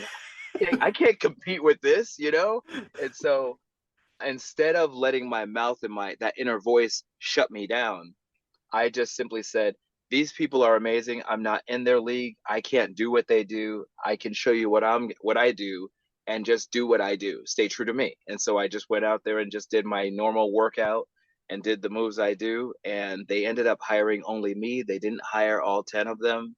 And I ended up giving my friend my 10%. I got an agent out of it. I got a SAG card out of it. I got residuals out of it. All this stuff happened from that one person opening that door and giving me a chance. It was pretty cool. Her name was Svetla. Really cool. Very cool. That's amazing. Yeah, man. I bet she was kicking herself after. She's like, why did I give him the audition? Now I missed out on the damn job. No, and she's just that kind of person though. She was the kind of person who believed you can share it, you can put it out there, share it. There's enough out there for all of us, and when you put it out correctly, it comes back tenfold. Svetla has passed on since then. She actually ended up having a brain tumor, but I keep her so alive in my stories. My son would be able to tell you that her name in a heartbeat, because it's just the gratitude of the people who help bring you up. It takes a village, man, and she was part of that village. I'm so sorry. That is awful, but yeah, that is incredible. Yeah, it's like it's awesome. But you got to live out like every 90s kid's dream by being the Red and the Green Ranger on Mighty Morphin Power Rangers. Yeah. Now, I always wanted to be Blue. I was always Billy. Always. I just loved him. I love like an underdog sort of thing. Like I still love. I haven't watched the 30th anniversary yet, but I'm going to because he's in it, and I just can't wait. But and talk about looks amazing. The guy looks freaking amazing, man. Billy looks crazy. He looks great. I said Unreal. Billy. David Yost. You got me saying Billy. David Yost. Yeah. Sorry, David. Like how because obviously you said you were in a group with Walter Jones, and obviously he's now the Black Ranger as well. So how did that even come about? The group or Power Rangers? Power Rangers. All right. So wow. I did my first movie in California was a movie called Shoot Fighter, and in this movie, I was acting. I was playing like one of the first 10 or 12 credits on the screen, and I played the champion of the shoot fighting ring, and some of the other actors that were in there, one of them ended up being the stunt coordinator for Power Rangers, and one of the other people in there also ended up playing some other roles and stuff on another TV show I would ultimately end up being in. And so it's ironic, but basically everybody pulls from the same stream of like the clunk of films. So if you're in a bunch of low budget B movie films, you'll probably be working with these fellas again anytime soon. And so after we did Power Rangers, Walter called me up and said, "Hey man, they're looking for someone to train the actors on acrobatics and film fighting and stuff." And so I put your name in there, and then I go, "Thanks, man." And then I found out that one of the guys I worked with, who was the stunt coordinator of Power Rangers, but he wasn't when we did Shoot Fighter, okay? And so he got hired by Power Rangers to now be the coordinator. He went, "Oh, I know Eric." And so they called me in, and I started training the cast and on acrobatics and film fighting with him. And from there, I ended up playing one of the putty patrollers and the bad guys. And then they were like, whoa, the bad guys are moving too good and they look better than the heroes. And so would you be willing to play the Red Ranger? And I was like, oh yeah, that'd be cool. And that's especially coming from a fan of that genre of film, especially Ultraman and Inframan. Inframan was so freaking huge with me that when I saw the Red Ranger costume, I was like, oh my God, this is crazy. Like I talk about full circle. And speaking of full circle, in maybe 1988, I saw you remember MTV had I Love My MTV. They had the MTV videos and stuff like that used to come on. It's 1,000 years ago.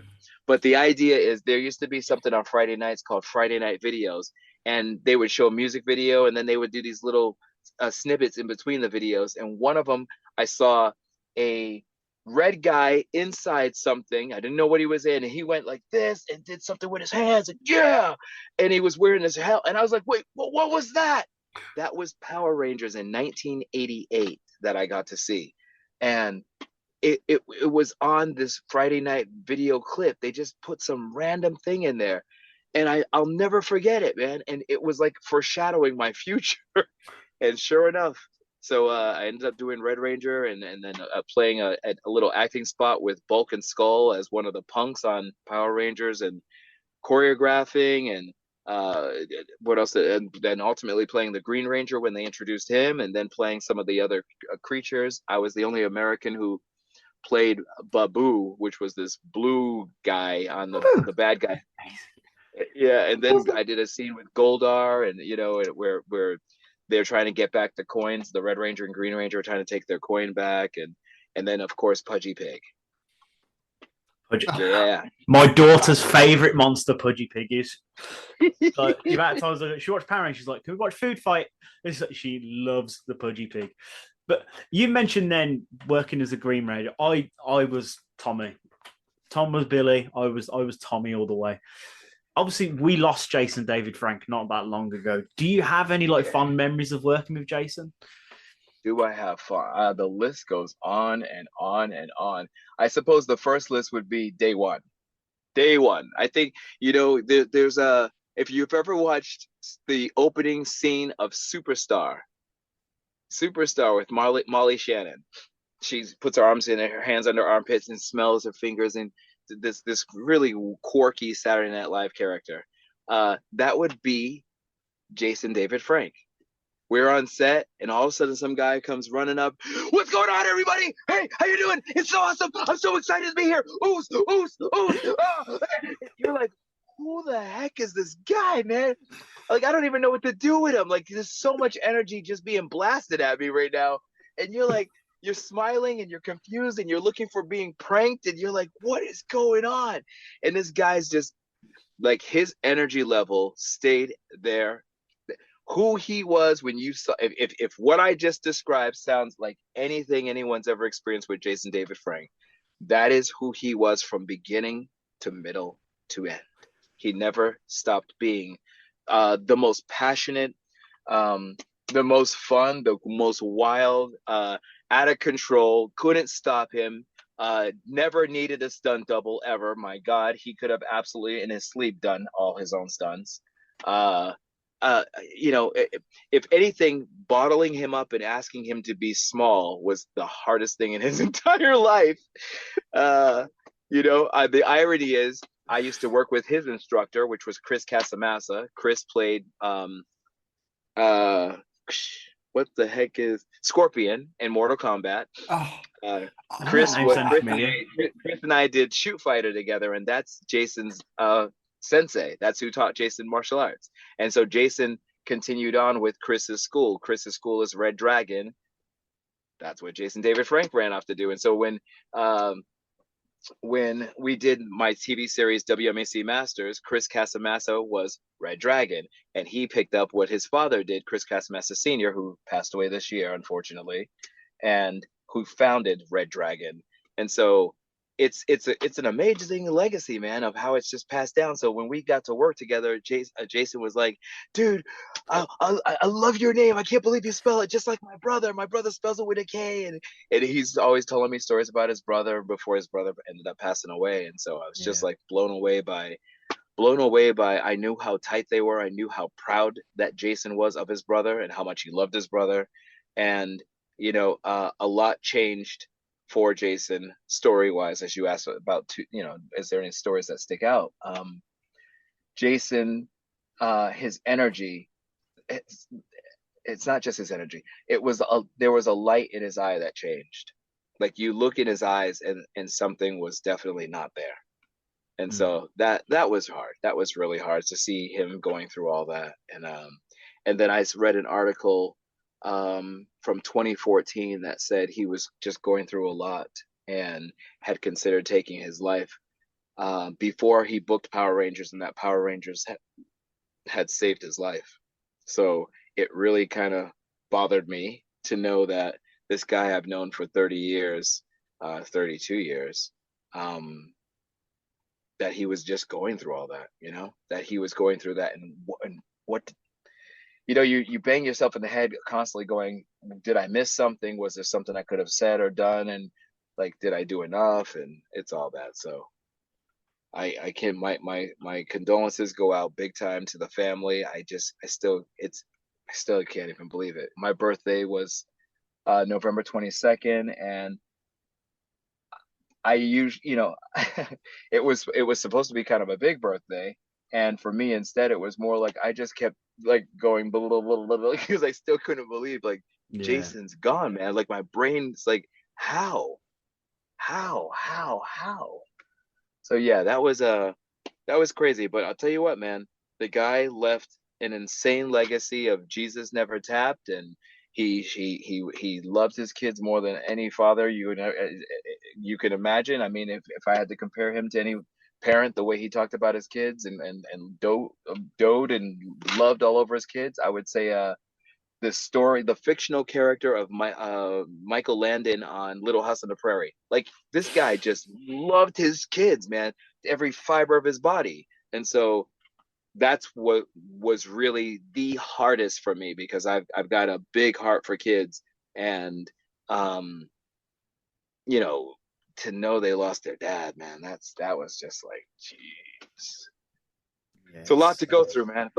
It's a lot that everyone's out there going through. And so I really hope that people know, you know, Erik Betts Media, look me up if you need. My ear will always be open. I want to make sure that I talk about, you know, mental health and suicide prevention, and that people understand the stigma. I feel this country and the world puts a stigma on mental health that's so retarded. You know, have any of you ever sprained an ankle before? Have you ever broke a pinky or broke a nail? Oh my God, you broke a nail. You're taking, you know, you've got a Band-Aid on. Oh my God, what's wrong with you? Like, you know, now we put a stigma on this person. They've got a Band-Aid on.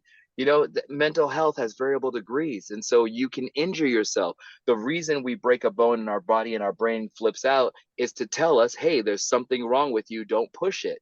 But if you don't know with mental health what degree of injury you've acquired, you don't know, like, if you're pushing it too far. You don't know. And of course, if I had a broken arm and I'm trying to move a refrigerator, I'm probably causing more damage.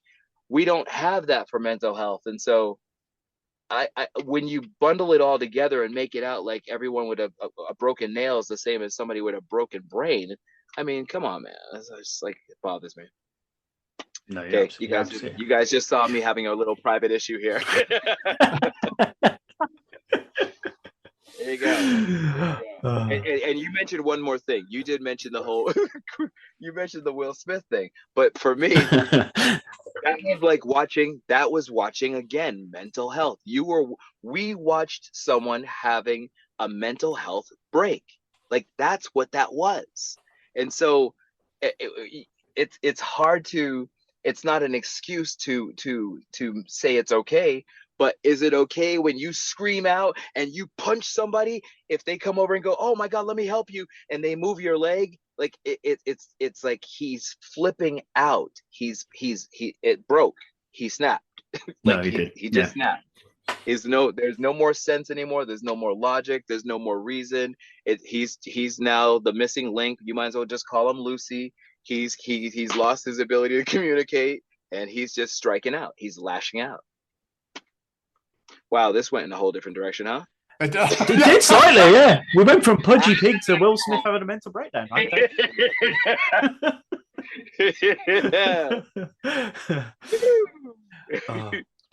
I mean, I'm just, it's rubbish that obviously we lost Jason, and you know, I thank you so much for sharing. Like, we really appreciate it massively. Obviously, you didn't have to go down that, you know, that far into it and that sort of thing, but he's a legend, and he always will be. He'll always be I've seen videos on TikTok and on YouTube of him like meeting fans. He's like losing his mind and loving it and that sort of thing. And it's, you know, it was just lovely to hear those stories.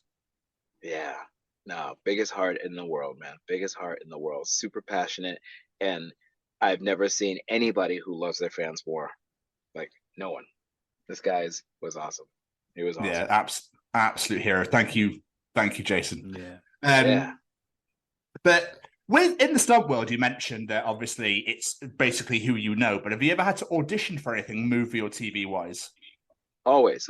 I started, as I said, a shoot fighter as an actor, joined SAG as an actor, because you can join as an actor or a stunt person. I've been bouncing back and forth between both worlds. I have an action figure doll with my name on it, you know, from WMAC Masters. The same toy company that made Power Rangers, Bandai, made action figures of my character. Again, a funny story. All the shows I grew up watching, Ultraman, Inframan, all those things I just told you about, all of those were Bandai. Grandizer, Bandai. So talk about a kid who grew up having a dream in a world where he was nowhere near Hollywood, became the action figure, became what he ate, became the whole thing. And it's kind of weird. It's a weird story, man. It's a weird story. That's awesome, though. There's that kind of just like, again, nuts, because like, again, look, it's me. It's me. Yeah. I don't know if you guys remember Grandizer, but there was a character in Japanese animation called Grandizer, and he had this ship, and inside he had a Zord, and the Zord would come shooting out the ship, and he'd fight these creatures, and he was an alien from another planet, and he's this the struggling, dark, gloomy character, but yet when he is needed, he jumps out. His name is Orion Quest, and he runs and jumps off a cliff. Orion Quest, and like Guyver, this costume forms all around him, and he lands in his ship and gets inside, and he'll say, hand beams and spin sasa and double sickle boomerang, and he's doing all this stuff. And again, my whole world, you are what you eat, man. You just literally are. And Grandizer was Bandai. So crazy. Cool. I'm gonna have to find it. I'm gonna have to find that because I want to. Just from what you've explained, I want to. You're gonna love it. You're gonna love it. I'm so excited. I'm not gonna lie. My missus will probably hate me at the end. I looked at his costume and I'm like, I became Grandizer, man. He's got a shield. I mean, it's crazy. He's got the Green Ranger shield and a Red Ranger costume. It's awesome. It's nuts, man. That is awesome. It's so cool. But you have worked on some insane movies and TV shows, man. You've been on Spy Hard with Leslie Nielsen, one of my favorite films ever. I love that man so much. Angel, my girlfriend's favorite TV show, Station 19, Chuck, and the greatest TV series of all time, which is 24. Like 24. We gotta love Kiefer Sutherland, man. 24 is awesome. Eric, man. And I got to do a bunch of episodes on that show, man. Yeah? How many were you on? That is a good question. I couldn't tell you that number, but a bunch. It's like, I mean, I want to know everything about it. So we were lucky enough to speak to James Morrison, who played Bill Buchanan in the show. It's just 24 is literally my whole family, and we used to get together every single Sunday in the UK. It was on at 9 p.m. on a British. It moved to Sky eventually, but then we used to get together, watch it for an hour, then we'd all leave again. It's like proper family time. That's how I remember that show so much. But how did you get involved in 24? A friend of mine who I was on a TV series called a stunt coordinator. I was on a TV series back in the day called Martial Law. Yes. Jackie Chan's big brother, Sammo Hung, and Sammo was the star of that show. And so the coordinator from that show was on 24. And so he picked up the phone and said, "Hey, are you available to come on down and play with us?" And I'm like, "Heck yeah." Kiefer Sutherland, yeah. I grew up watching his dad, Donald Sutherland. Love that guy, and it's right up my alley. I'm regularly being cast on at that point for Cop and for FBI, CIA, or with Jennifer Garner and SD6, the secret undercover CIA versions, and Black Ops and all that jazz. So awesome. Love it. Just going back to a show you mentioned earlier on, in '96, you're working on WMAC Masters. You had a really bad accident, from what I was which could have ended a whole lot worse for you. What on earth happened? That it's funny. People think they understand, but the short version is that 1992 Olympic gold medalist I talked about. People put their own fights together, and that evening he didn't really have his choreography down, and I was like, dude, don't worry. He was like really stressed now, and I was like, look, don't worry, you're gonna throw this kick and I'm gonna do this really cool move, and it'll look great. Don't worry about it, man. It's late, it's 3, 4, 5 in the morning, and everybody's just super exhausted. And as a young man, one of the things I always wanted to do is, my dream of being in Hollywood was always, I wanted working with me to always be fun, exciting, and just a constant experience of creativity, where different artists are coming together and just bringing their talent and art to whatever we're working on, and we're having fun, man. And so he wasn't having fun, so I wanted to make him feel better. And so he went to throw this kick, and I went to do this flip in the air, and he goes to do, and then I start to spin, and I take the fall. And during rehearsals it went great, and then suddenly the guy behind the camera at the time said, I'm seeing the pad, it's not looking so good, let's try this other pad. And they brought out something we hadn't rehearsed on, and unfortunately that piece of equipment, that pad, was one of those non-skid pads, and so the wardrobe grabbed on real tight to that surface while I was spinning, stopped the one portion of my body, and then the rest kept tweaking. And so, yeah, there was a big loud snap and a pop and a crack. And then I sounded like Bill Bixby turning into the Hulk. And you hear me scream. You hear me scream. I say something like, "I think I've broke my knee." and then they roll me over, and I sit there, and my feet are like this, and all of a sudden my foot goes, and I go, "I didn't do that." And then I go, "Wait, I can't do that. I can't turn my hip and open it so far that the side of my foot lays on the ground." And so I get taken to the hospital March 14th at 5:34 in the morning in Florida. And they end up having to put a rod in my leg, and Olympus. And so the 92 gold medalists and a character plays Tsunami on the show, they're there. And one of them's holding my leg and the other one's holding my hand. And the doctor goes, "We're going to drill a rod through the skin, through the bone, and out the other side to stabilize you, because your femur is now like this, and we need to put it in alignment." And they do it they can't numb the bone. So the moment before, this is a really funny, gruesome story. The moment before, there's a little kid next door, and he's crying. And they go, "Hey, Billy, guess what? There's a Power Ranger next to you." "Really? There's a power." And then they go, that's like 5 minutes beforehand. Now he comes in to drill me, and I'm like trying to get ready. And I'm sitting there, and he starts to go, "Okay, we're getting ready now, Mr. Betts. If you move that leg and I slip, we're going to have to start again. So don't move, okay? Here we go." And I go, come on, bring it, man." And he starts drilling. And I'm like, "I don't care." Ah! Meanwhile, Billy next door is probably traumatized to this day. The Power Ranger is like, "You son of a bitch." And then I remember the doctor goes, Mr. Betts. I go, "What?" He goes, "We're done." I go, "Thank God." I bet Billy to this day is about 45 and in therapy still. Oh, poor Billy. I was speaking Latin. I was a mess, man. I was a mess. Yeah, I ended up developing a huge blood clot. Doctor sat me down, my mom down. Speaking of my mom, doc set my mother down, set the production down, and said I had an 85% chance of dying. I developed a huge blood clot, and yeah, it was. I said my goodbyes, and they went in and cleaned it all out, and I came out and spent the next 3 years in physical therapy, 2 hours a day, 6 days a week, plus for the next 3 years, getting hardware removed and all sorts of stuff. It was a life-changing experience. And you still do it now. How about that? How about that? You are a true inspiration, Eric, I have to say. Because that would have put anybody off. That would have made me go, "No, sorry, no, not for me." Definitely put. I heard a great thing. I don't even know where I heard it, but something about all the mistakes you make. What makes an inspiration and something great is all the pile of mistakes and bad choices. You happen to be standing on top of them now instead of under them.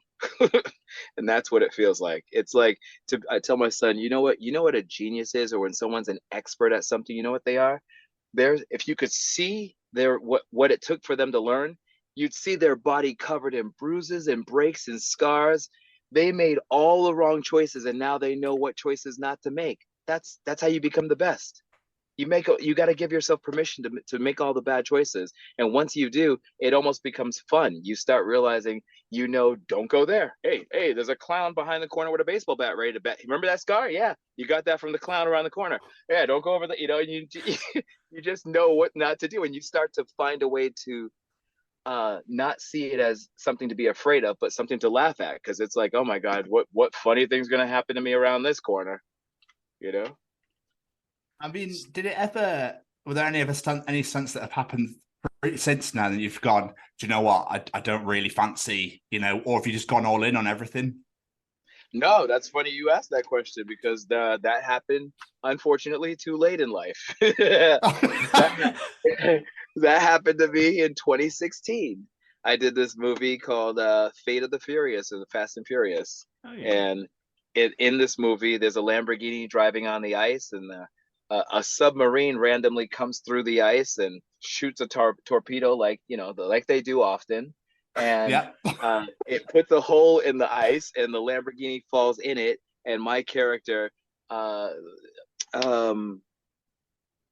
Ludacris, Chris Bridges, shoots a harpoon at the Lamborghini door and tells my character to hold on to the door as the car's going under. 3, 2, 1. Ludacris turns he's driving a tank, and he turns the tank and starts going in the opposite direction, and the tank rips the door off. I'm holding onto the door, so now it's me under the water in Iceland on a 4-degree day in 28-degree water. 3, 2, 1. I'm lifted out of the water, carrying the door, 8.5 feet into the air, 15 feet across, down to the ground. If you take an egg and you drop it, that's basically what happened to me. My shoulder fully ripped, my bicep fully ripped, the door guillotined my right knee, my left ankle severely sprained, and all I could move was my left hand to go, "Hi guys, I'm okay." And once I landed, I remember thinking, I'm an idiot. As soon as I hit the ground, I was like, how old do you think you are? This is stupid. That was stupid. So yeah. This is vision you lying on that door just going, I thought these films are about fast cars, and that was it. Yep. Got dragged around 55 miles an hour on that door. Yep. Like I said, Eric, true inspiration. Yep, I mean, who comes up with that idea and goes, what I want you to do, right, is there's going to be a harpoon shot at this door. You're going to grab hold of that door. I'm going to send you into the air, and you're going to land on the car door. This is a great idea. It'll be fine. Don't worry about it, Eric. That's the second unit director and the stunt coordinator, and they make that decision. And fortunately, there was a longtime incredible stuntman who's part of a stunt family, the Eppers, and Rich Epper said, who's one of the riggers. They basically put up the truss and kind of set up the ratchets, and which are these machines that will, you dial in how much the person weighs and how far you want them to go, and they do all the math and stuff. And so Richard said, listen, if you put him at the height, they wanted me 3 feet higher is what he told me. And he said, Eric, if you were 3 feet higher, I told them I will walk off the show if you put him that high. That's 11.5 feet. They said he'll break everything. I will walk off your show. And so I am so grateful to him. And I said, thank you, man. And he goes, you can thank me later, but the truth is you're still going to get hurt. He literally said that to my face. And I was like, I was thinking, I don't care. I'm going to figure this out. I can beat this. The man's been in the business longer than I am. He knew exactly what he was talking about. Well, his sister was Linda Carter's stunt double for Wonder Woman. Nice. That's awesome. Yeah. Wonder Woman's his sister. That's funny. That's amazing. All my friends are the super friends. That's funny. I love it. The fact they were going to put you 3 foot higher, like, are they insane? Yeah. Well, I'll tell you what, man. When you think about the fact that I had a rotator cuff tear, 98%, bicep tear, completely torn off, the door guillotine, the Murcielago door, guillotine my right knee, sprained that, and a severe sprain to my left ankle. If all that happened 3 feet lower, what would have happened even higher? Yeah, man, I'd have been done. Yeah, if it led, they'd be like, "Is that my spine?" right. So you thank God for the veterans in this business, and they fight to keep you safe, and I will be passing that blessing down to the next generation. It just makes you wonder what happened in the past for them to know that 3 foot high would not end well. Exactly. I'll tell you what, man, a lot of these guys, especially from his era, I've heard so many stories on Dukes of Hazzard. Dukes of Hazzard is like every guy who was inside the car, the General Lee, all these stunt guys broke their backs as soon as the thing landed. They started learning how to do bungees and springs in the chair and pulling the chair back further away from the steering wheel. And you start learning all kinds of different things. They changed everything. So those guys, it's like, It's like arriving at an island and having a machete in your hand and a gigantic leafy jungle versus somebody else arriving and there's, a path laid out, there's tiki lamps, there's a freaking coconut with an umbrella, and somebody goes, "Oh, this way to your villa." We had to chop our way through and create that path, and those guys are definitely not just the old school veterans, but they're Hollywood. There is no Hollywood without them. There's just no Absolutely. Hollywood without those guys, man. Sorry, Jimmy. I was going to say, I made reference into the intro I did earlier to HFK, Hollywood Kung Fu. This is a style that you created, is that right? That's correct. So how would you describe HKF for those unaware? I would describe it as the art of fighting without fighting. I like that. You have to realize that Bruce Lee in Enter the Dragon, while on a boat going to an island to fight and Enter the Dragon,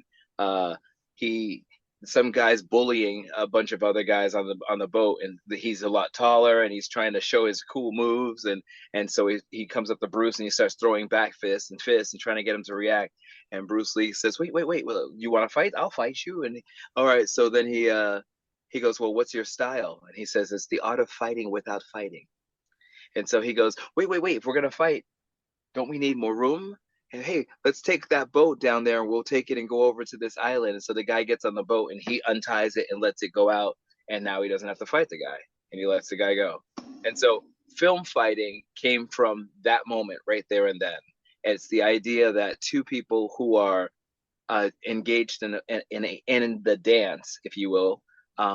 It's actually, choreography is like a dance, but it is it's the forbidden dance. Film fighting, spirit fingers. Film fighting, I would describe film fighting as unspoken dialogue. It's amazing how much, you hear the FBI say, when we look up to the left, we're thinking, when we look up to the right, we're lying. There's all these nuances that you do, and that communication is 70% or 60% or whatever percentage it is non-spoken. It's body language. And so really good film fighters versus, there's two types of stuntmen. There's the daredevil, and then there's the calculated stunt man.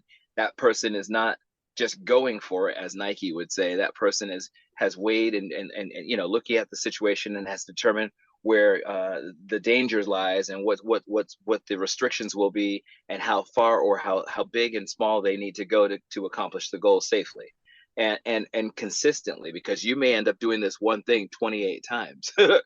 And so that's a big deal, man. Like, you might have got lucky and got it done once as the daredevil, but 28 times is no longer luck. That's calculations, that's skill. And you have to have those things locked and loaded and ready to go. So that's how Hollywood film fighting or Hollywood Kung Fu is ultimately when you take what you know, apply it to what you don't for a stronger sense of familiarity. You're recognizing how the other person's moving. You're listening to what they're saying as they move. And you're recognizing the camera sees two-dimensionally, not three. And what that means is the camera cannot tell depth perception.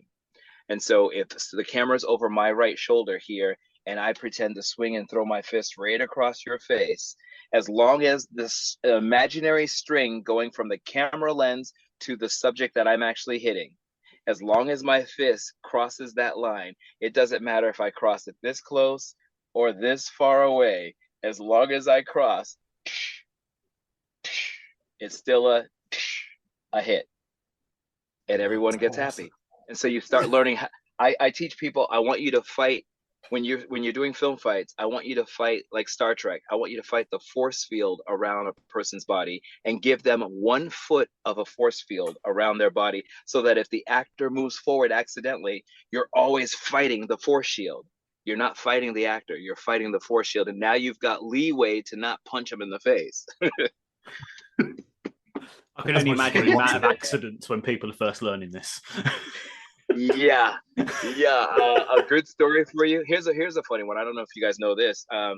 My better half doubled Sarah Michelle Gellar for Buffy and Scarlett Johansson for The Island with Ewan McGregor and so on and so forth. And so she's been in Westworld. She's been in a bunch of stuff. Nominated Best Stunt Woman of the Year for 2011 by all our peers and stuff. And so when she was fighting on Buffy,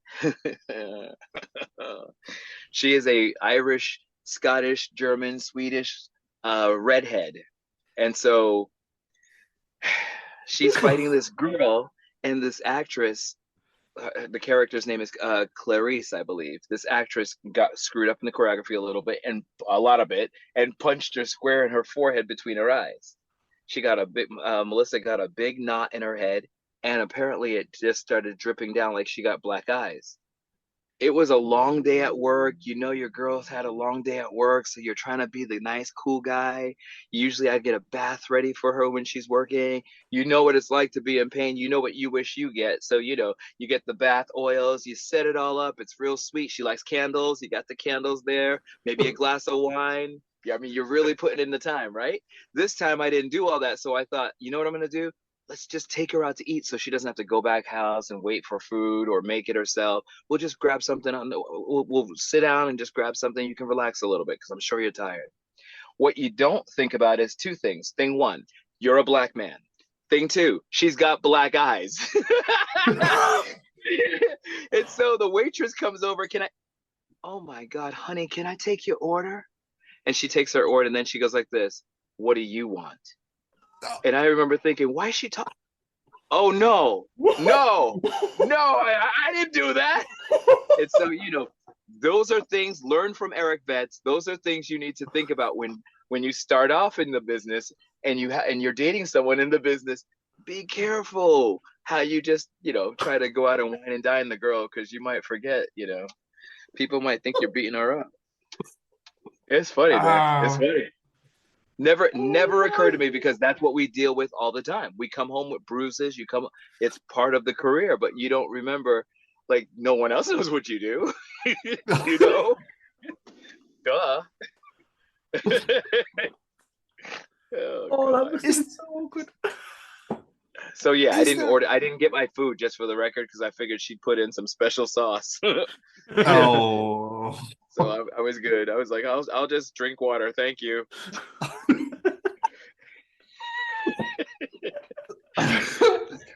She was so pissed at me. I can't even begin to imagine, like, especially with that waitress thinking, I'm surprised you didn't go back and like call somebody. Do you know what I mean? Or right? Exactly, and that really could have. And who's gonna believe me then? I mean, my God. Yeah, crazy. Do you think the stunts these days are getting a bit too out of hand now? Do you think the writers are going, this would be great, and then you're going, hang on, I can't blow myself up. What do you mean? So I love that question more than anything I think anyone's ever asked, actually, to be honest with you. And here's why. You are 150% right. Where things are going right now and how productions I'm thinking about do I want to tiptoe around this, or do I just want to hit it on the damn head? So I'm going to hit it on the head. Here's the bottom line. I'm just going to give it to you. I used to be the chairman for a task force that was about ensuring fair and equitable hiring practices within the stunt community. Also the co-chairman for the National Stunt Committee for the country. And so I'm 55, I'll be 56 soon. And what I'm telling you is, in my day, a stunt coordinator was about protecting me. Their job is they work for production, but they're there to ensure my safety. That has changed. And in my opinion, stunt coordinators now work to ensure the safety of the production. And they're making sure that production doesn't spend too much, because, you know, God forbid, that person who's working and giving their life and limb and ultimately giving the comfort of their retirement, they're selling that. That's what it is ultimately. As a stunt person, you're selling your comfort.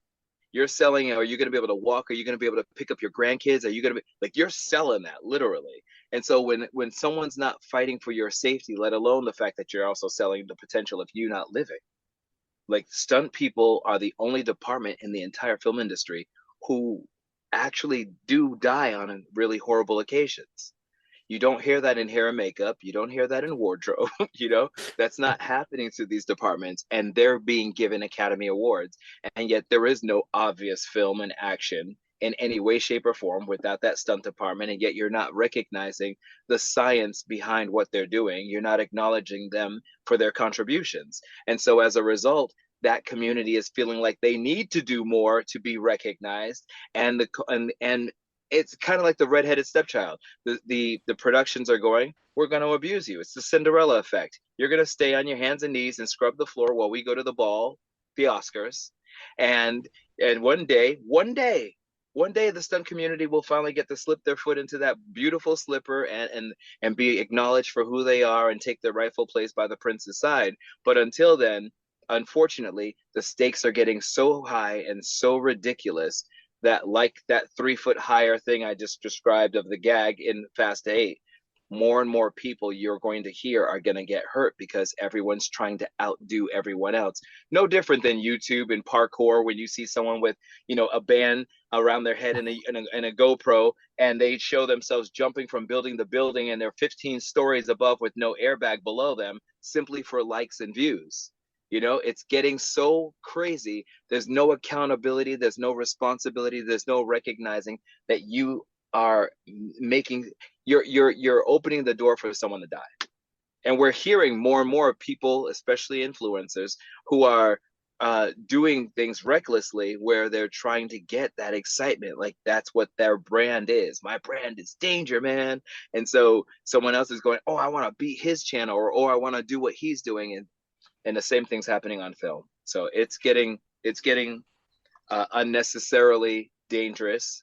A lot of times you're also getting productions going, hey, I don't want to pay this stunt coordinator who's established with all these great credits because they're charging this much.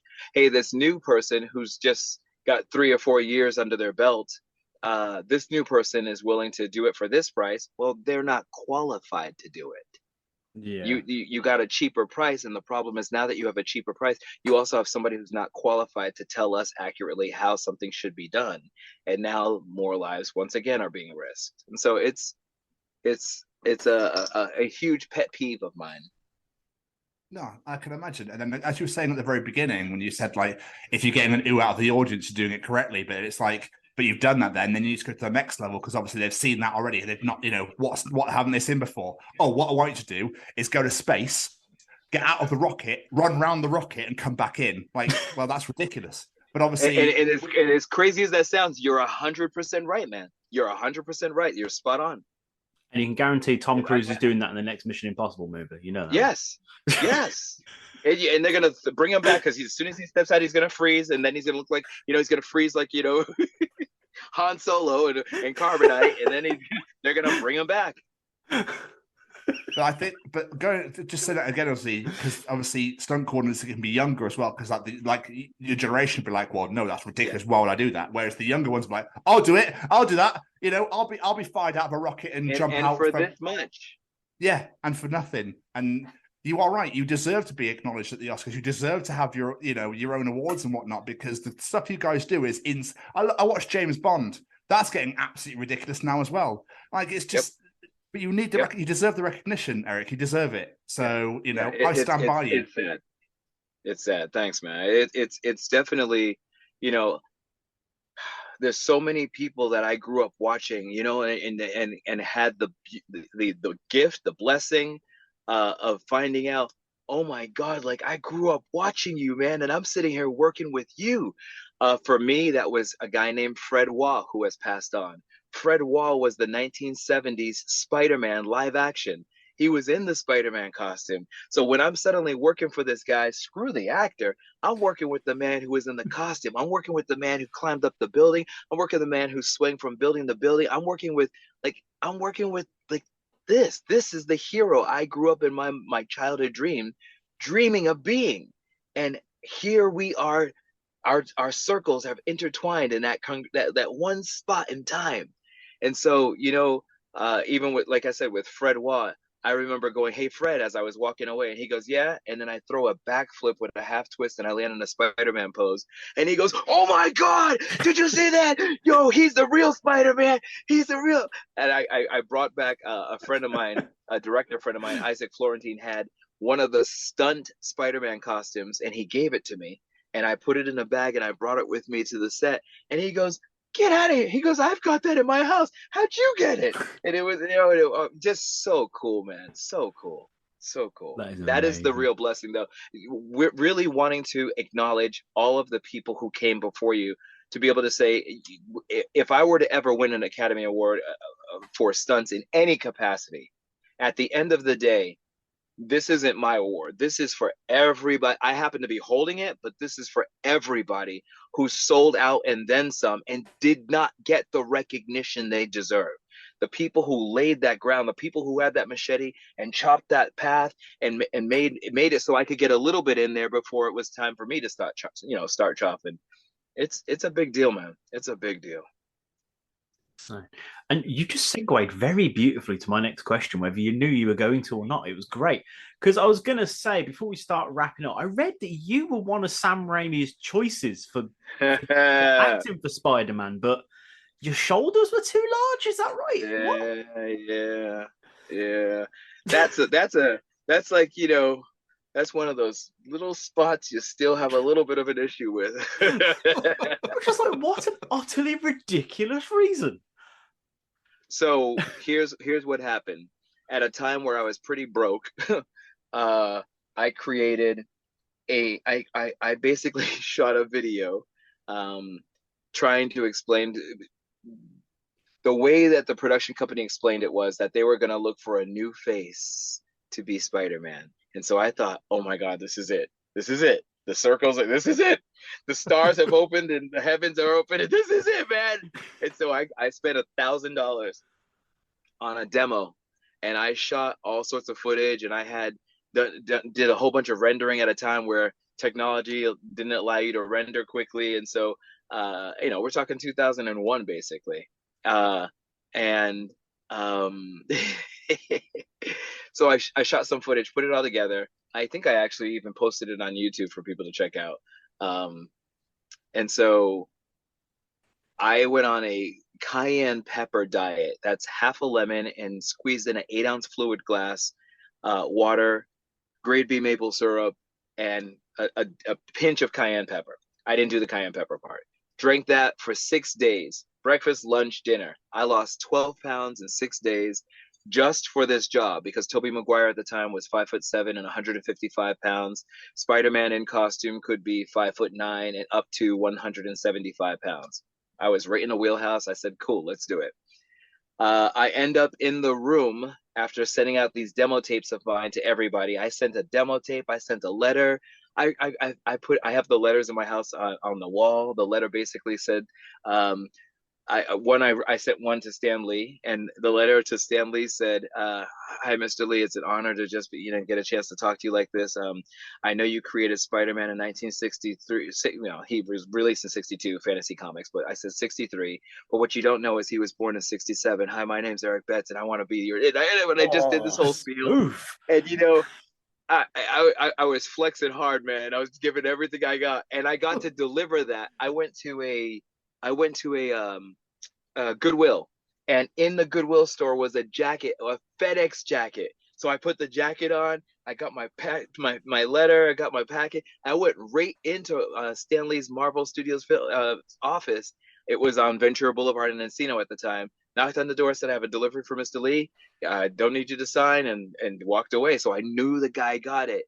And I had previously been on a TV show with Stan Lee. He had called Who Wants to Be a Superhero? And I introduced a character that I had created on that show, and we talked. And that's when later on I found out that Stan was one of the first people who tried to sell Power Rangers. He thought it was going to be a hit. And so a lot of people don't know Stan Lee actually bought the rights to Power Rangers originally, and he was the original person in America to try to sell it. And so Yeah, so I'm sitting in a room now. There's 7 of us. One of them is Tobey Maguire. We all stripped down to our underwear and face the wall. It was very much like Shawshank Redemption. so so we're facing the wall. Sam Raimi and Ackleson, the costume designer's name that's in my brain. Ackleson is standing behind us, and I hear, and remind you, I sent my video to Sam Raimi and to Ackleson, like to everybody. I wanted to make sure everyone knew I want to be in this room.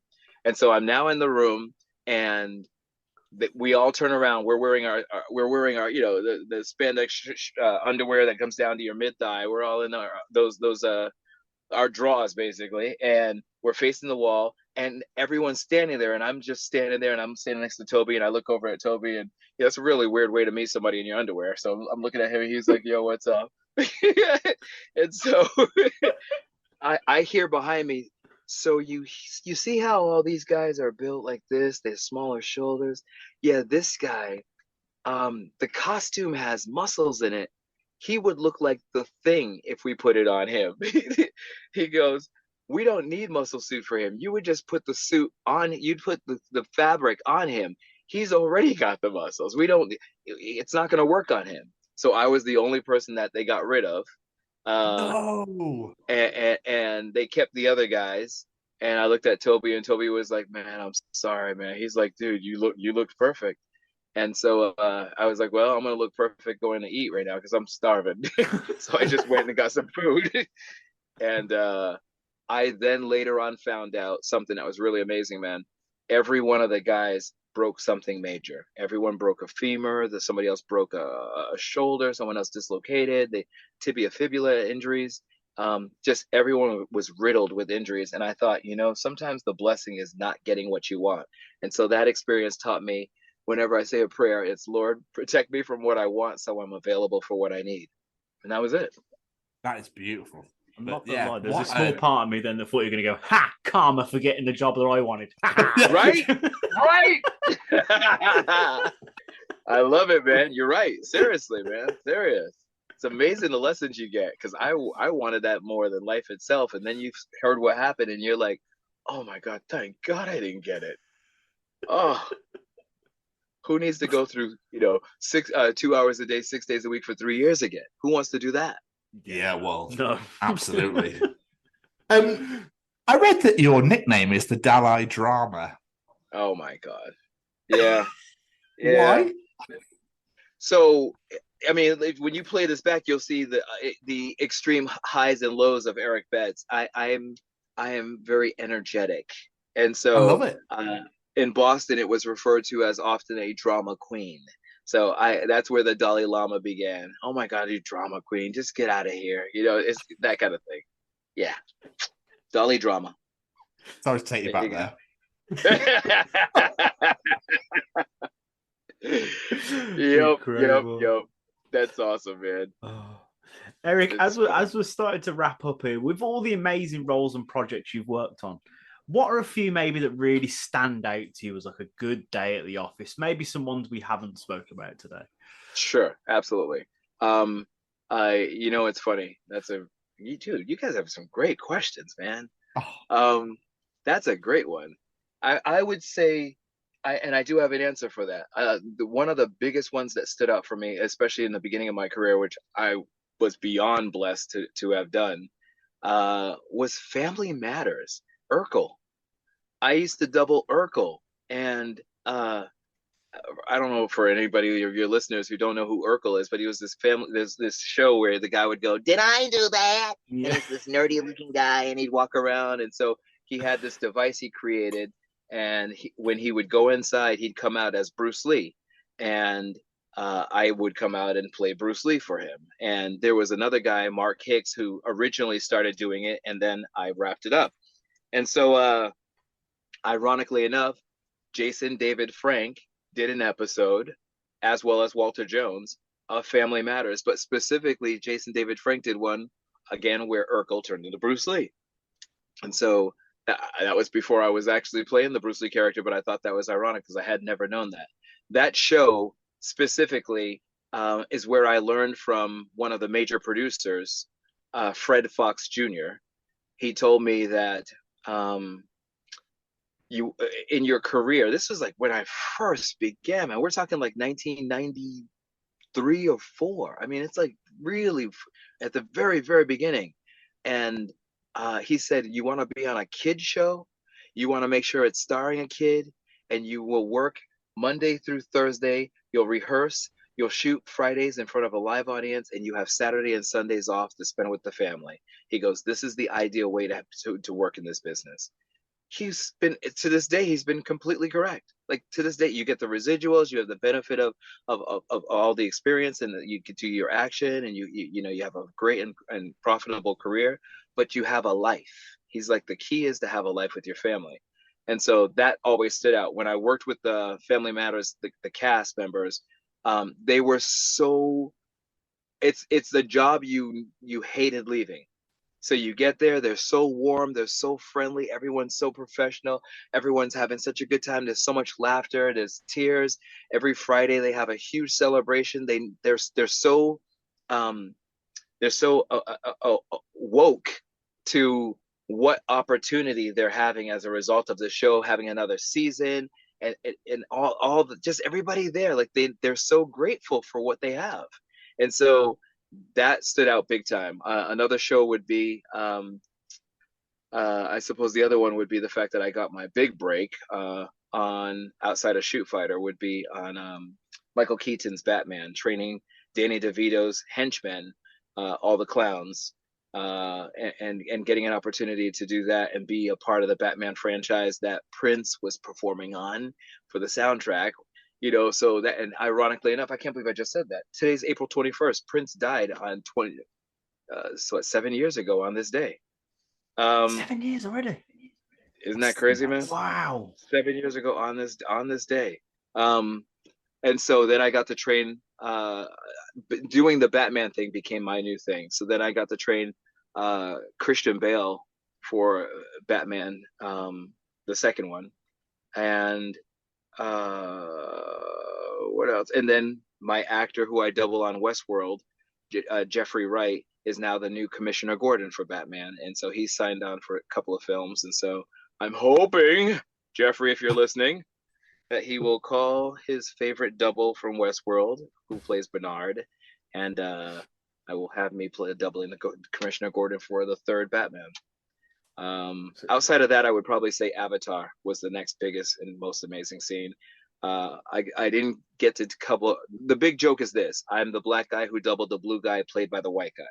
So Jake Sully's character, in the wheelchair, I got to do some really cool, iconic scenes that his character is doing. And so, like when he tries to follow Neytiri from leaf to leaf and he's falling, that's me falling. Trying to do. I don't know if you've seen the movie, but the gist is he ends up falling through the leaves and crashing on the ground and standing up like, I'm okay. Sute, the chief, is in the middle of the fight. He lands on one of the planes. The soldiers shoot him. He's dying now. He falls out and falls backwards out. That's me falling backwards out. And then the iconic one is Jake Sully running on he flies in on his orange bird and jumps on the general's ship, jumps over a bunker and shoots the guys in the bunker before jumping back on his bird and flying off. The two people he's killing are myself and The Rock's stunt double and cousin, Tunaway. And so it's movies like that. Like that movie I shot for about 1.5 years.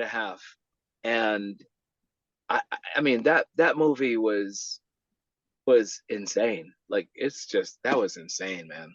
That was insane. I saw the second. I think it's beautiful as well, but for me, it doesn't top. And it's not, I mean, it sounds biased, but because I'm obviously in the first one, but the first one was just beyond beautiful. It was amazing. It was amazing. It's a spectacle movie, isn't it? It's just beautiful. Yeah. I mean, I don't know how I can add any more questions to this after you tell me that you taught Batman how to fight, because to say that to me, that's blowing my mind. So, Mr. Stevens, do you have any more questions for our wonderful guest? I do. I have one thing to say to you, then I have one question for you. I think you should write a book. I think you've had come on, Eric. Come on. Dude, I have a friend right now. If she heard you say that, she'd probably slap me in the back of my head. I can't even believe you just said that. She's been trying to get me to do this forever, and she keeps going, "You need to do this." And I'm like, who's going to want to? I mean, every stunt person in Hollywood can tell the same story. And she's like, "You don't understand. You never listen." You taught Batman how to fight. Yes, you can write a book. He's like, "You taught Batman how to fight." Wait, I'll give you another great Batman Batman thing I did. In 1991 or 92. Oh, 1991. There it is. My grandmother passed away in 91.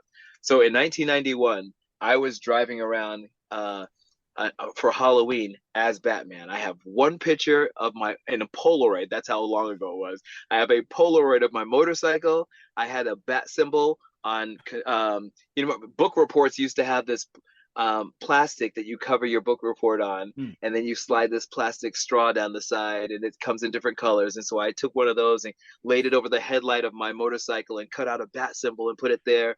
And that was when cell phones and cars just came out, so it had a cord to it. And so I connected it and had a guy connect it to my battery in the motorcycle. So at nighttime, there's a cell phone on the side of my motorcycle, and I would be driving around on my motorcycle on the phone.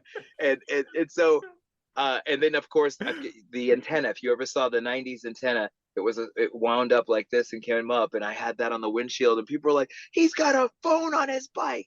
And so on Halloween, I dressed up as Batman. If you know anything about, again, this is 1991. If you know anything about the Batman franchise, Batman never had a motorcycle. Batgirl had the motorcycle, or Robin had a motorcycle. Batman never had a motorcycle. So I'm on this motorcycle on Halloween, and I go down by the Man's Chinese Theater in Hollywood. It's bumper to bumper traffic on a Friday night, and I mean bumper to bumper. I'm splitting lanes very slowly, and I mean I'm talking probably 10 to 15 miles an hour at tops. And as I'm going by, there's people are honking on their horn because the cape's flapping by, this guy's going by, he's got the head, and you just hear the horns, and it's pumping me up, man. It's getting me so jazzed. Everyone's like, "Oh my God," it's like they're honking their horns as I'm going by, and I'm like, "This is freaking great." And all of a sudden, a hidden driveway, a car pulls out in front of me, and I skid the wheel, and I'm standing there. Now, remind you, I'm not just in a Batman costume. I found a, what is it? Not a latex, but a silicone, because I'm allergic to latex. It's a silicone mask that covers just your nose, your mouth, your chin, and it goes around your ears. And then I put the mask on so that you wouldn't see me smiling. A, so you wouldn't see me smiling. B, you wouldn't see a black guy. As far as you know, I'm a white guy with a straight face. And it was a perfect expression. So I skid, and I'm looking at this guy, and I drive across the double yellow lines, and I skid, and I'm now facing ongoing traffic at the Man's Chinese Theater. Now all the cameras turn. They're flashing in the middle of the street as I start revving, and people are like, "Yeah!" And all of a sudden I pop a wheelie, and I go down the street against traffic. As I cross the intersection, I see police. They put the lights on and go, "Get him, Batman!" And I'm like, even the cops are rooting for me. So I drive a little, I start going a little further. Another cop pulls me over. I'm like, "Oh my God." So I get pulled over, and the cop goes, he comes walking up. I turn the bike off, put the keys, on the tank, and he goes, "Were you in a rush to?" And I was so in character. I go, "Gotham." "All right, get off the bike, you idiot." And so, and so I get off the bike. But the whole point of the story is that's 1991. Magic Mountain starts a Batman show where they put him on a motorcycle, and I talked to one of the creators, and they told me they saw a guy on a motorcycle, and that's where they got the inspiration. And I was like, "That was me! That was me, man!" I'm like, "Are you kidding? You saw that win? That was me." So I have a bunch of weird, crazy stories like that. Power Rangers. I have letters from producers complaining because I was too muscular inside the Red Ranger costume. I didn't match the actor. I didn't match the Japanese footage. But every year, the Macy's Day Parade, they have him in the air posing with 100 people holding the balloon down. He looks like Superman, and yet he's in this pose that only I ever was allowed to throw because we had one helmet at the time, and the concern was if you let the helmet hit the ground, then the show's over because they couldn't fix the helmet. And so There you go. There's a bunch of crazy stories like that. And you say, wow, a book. Like, yeah. I know. Dude, you've been in some unbelievable movies. You've been in some unbelievable TV series. You've done so much. You know, Thanks, I don't know man. why you wouldn't. You've had so far. You've had one hell of a career, like absolutely unbelievable. And you've been in some scary situations, obviously, like I said with Fast 8. But you know, like I said, I'm going to stand the fight with you, man. Like, let's get stunt people in the Oscars. Let's get an award for you guys because you've done some insane stuff, and that you put your bodies and your lives on the line all the time. It's mind-boggling, bro. I mean, honest to God, it's like seriously, I don't even understand that. The only thing I can say that makes any sense is, in all honesty, somebody slept with somebody's wife and they said, screw this, and you're never going to get this ever. You know what I mean? Like, it's gotta be, it's personal. This feels personal. It's gotta be something like that. It's gotta be. The head of the Oscars wife definitely slept with a stunt performer. Yeah, right? Gotta be. Right? Gotta Somebody slept with a stunt guy or a stunt coordinator, and they were like, "That's it, man. I hate this community." But I have one last question for you, Eric. Which is, did you ever think when you first started out, with loving Spider-Man stuff like that, this is where your life would have gone? This is where you'd be today? Not in a million freaking years. You know what I've learned? That's incredible, man. My mother's taught me how to do this, and I don't know if I believed it blindly like a child and never grew up or what, but I do believe this, and this is what I teach people, because when I do a lot of public speaking, I'm trying to get people to understand how I got here. You don't have to know what you're doing, when you're doing, where you're doing, how you're doing, why. You don't have to know. All you have to know is, and it sounds so weird and it's hard to believe. It's so hard to believe, which is one of the biggest components. You have to give yourself permission to dream it so you can believe it to achieve it. It's literally in that order. It's literally in that order. And if you give yourself that permission, it's cake. Everything comes to you. When I moved to California, before I ever came to California, I had a thing for Janet Jackson. Big time. It was out of control. I used to tell my grandmother in 3rd grade, I'm going to marry that woman. I'm going to marry that woman. I end up, when I first moved here, seeing Janet 10 times in a month. It was like I just drew this human being to me, and it was different places all the time. And you start to realize that's the power of energy. It's magnetic. You become a conduit, and you draw these things to you. I'll say it like this. This is the easiest way for anyone and everyone to recognize this. You could buy a new car. You could buy a used car. It doesn't matter.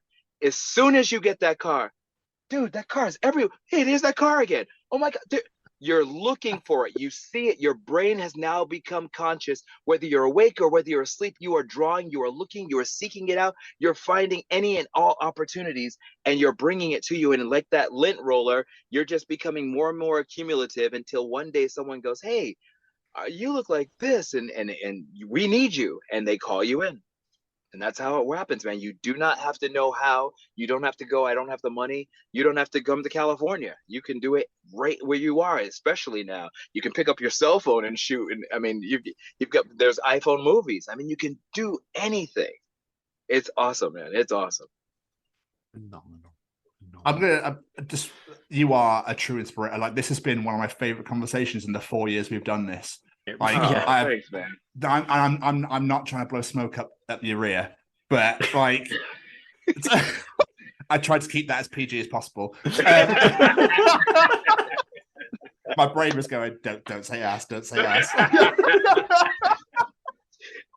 That's awesome. But seriously, like, fascinating conversation. I love your energy. I love everything about you. You're truly inspiring. You've really got me fired up at 20 to midnight in the UK, but I can't sleep now. I'm absolutely buzzing. This has been phenomenal, Eric. I've loved every second of it, and I hope that your ass is all right being sat in that car for so long. Yeah, no, for sure, man.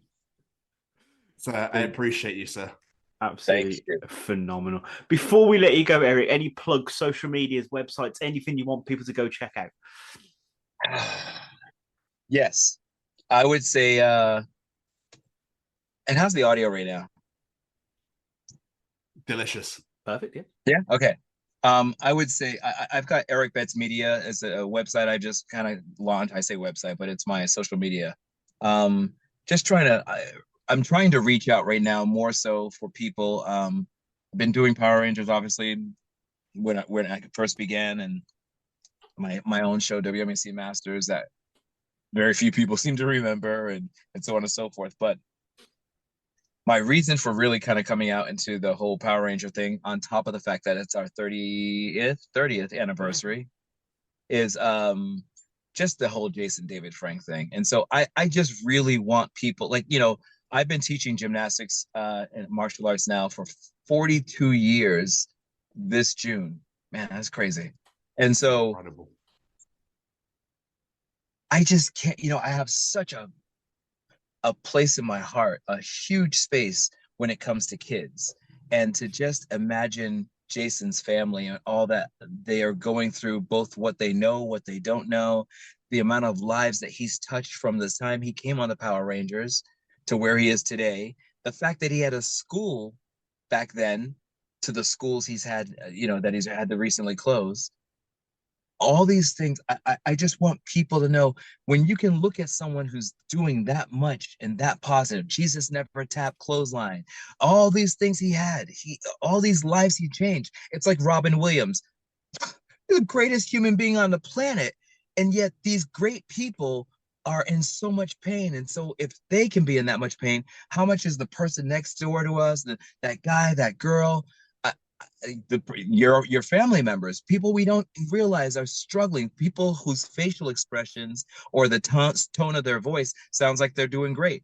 Like myself, I believe everybody should have some type of therapy at least once a month minimum, where you get a chance to just kind of purge all the craziness that's going on in the world. And so that's my message. My message is, don't take anyone for granted, man. My mom having surgery today, anything can happen. I get off the phone, I drop dead tomorrow. My message is, please care about each other, because social media was supposed to bring the world together, and actually it took us apart. No one calls the baby boomer generation to see how they're doing. You see a picture of them smiling, you say they're okay. What you don't know is they're at home fighting COVID. You don't know what's going on. And so the more we become connected, the more we become more symbiotic with each other and with this planet, instead of a parasitic life form. We're parasites on this planet right now. And we have to learn how to find balance with each other, to then find balance with where we live, and to find balance within ourselves. All right, I'm done talking. I hear myself preaching too much, man. No, you are a beautiful human. Erik, thank you so much for doing this. It means the absolute world. It really does. Erik, man, dude, you guys are awesome, man. You guys are awesome. Thank you so much. Thank you for creating a platform to get that message out. When you say a message to millions, man, come on. I mean, think about it yourself. Before you put this out there, it didn't exist. It didn't. And so, sure, there's other podcasts out there, but those other podcasts didn't get me, or those other podcasts didn't get the other people you've had in the 4 years you guys have been doing this. It's you guys are opening doors, man. You're opening doors. You guys are, like I said before, that person who's arrived on the island with a machete, clearing a path. You guys are clearing that path. It's awesome. I'm putting that clip on my phone for whenever I feel a little bit low. I'm just going to listen to that. It's cool, man. It's cool. I love it. I love what you're doing. Thank you, man. That means a lot. And also, I really hope your mum's okay. It's all I love. I hope that she's all right and she recovers. I appreciate it, guys. Anytime, man. We'll let you know when this is out. I think it's 3 weeks. That's 3 weeks. Today. Yeah. Okay. But yeah, pleasure, and we look forward to speaking to you again soon. Definitely, guys. Definitely, and thank you for letting me take off and come back again. So you got to do what you got to do, my friend. Yeah, exactly. So all good. Look after yourself. God bless. Take care, and we'll speak to you soon, my friend. You take care now. Take it easy, brother. Cheers, Erik. See you later. Bye. Bye, guys. What a glorious, inspirational, hilarious conversation. I love this one so much. Yeah, this is a great interview. Erik, again, thank you so much, man. It was an honor and a pleasure to get to know you, to get to chat to you. It was great. Hopefully we'll have you on again in the future. Hope you're doing well. And like I said, I hope your mum's doing all right and she's recovering. And we really hope that you guys enjoyed listening to it as much as we did recording it. It's about getting into schools and talking to young people because, you know, I know that people can change. And it's about talking to people and getting them to understand and perhaps step back from violence and prejudice and whatever. And we just need to work together and keep on the good fight there. Absolutely. Hey there, guys. We are ecstatically happy to announce that we are associated with the Sophie Lancaster Foundation. The times are changing, and with the unfortunate death of Sophie, those changes have made a massive impact for the future. If Sophie was with us still today, I can guarantee what you are doing will still be reaching so many lives of young teenagers, young adults, and those who wish to be as different as possible. So thank you very much. To find out more about this incredible foundation and all the work they do, and more importantly, how you can help, head on over to www.sophielancasterfoundation.com.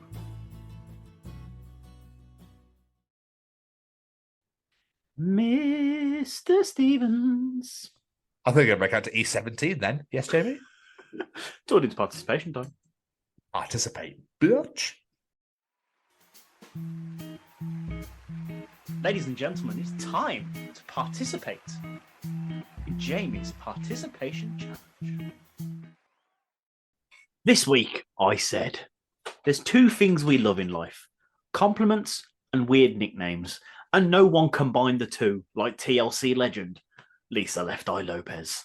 So with that in mind, if your nickname was to be something you're complimented for, what would it be? What say you, Mr. Stevens? So I'm obviously 6'3", right? I was the tallest kid in school. Okay. Do you know what they called me? Go on. They called me Triple T, Too Tall Tom. Is that a compliment? I guess that's the name I got given, so fuck it. Fuck it, I like it. Weirdly, my friend from school also called me Billy. I don't know why. Billy? Just called me Billy. That's Fair done for enough. a while. No idea why. Yeah, I have no idea on that one. I was trying to think of a reason, but I have nothing. What about you?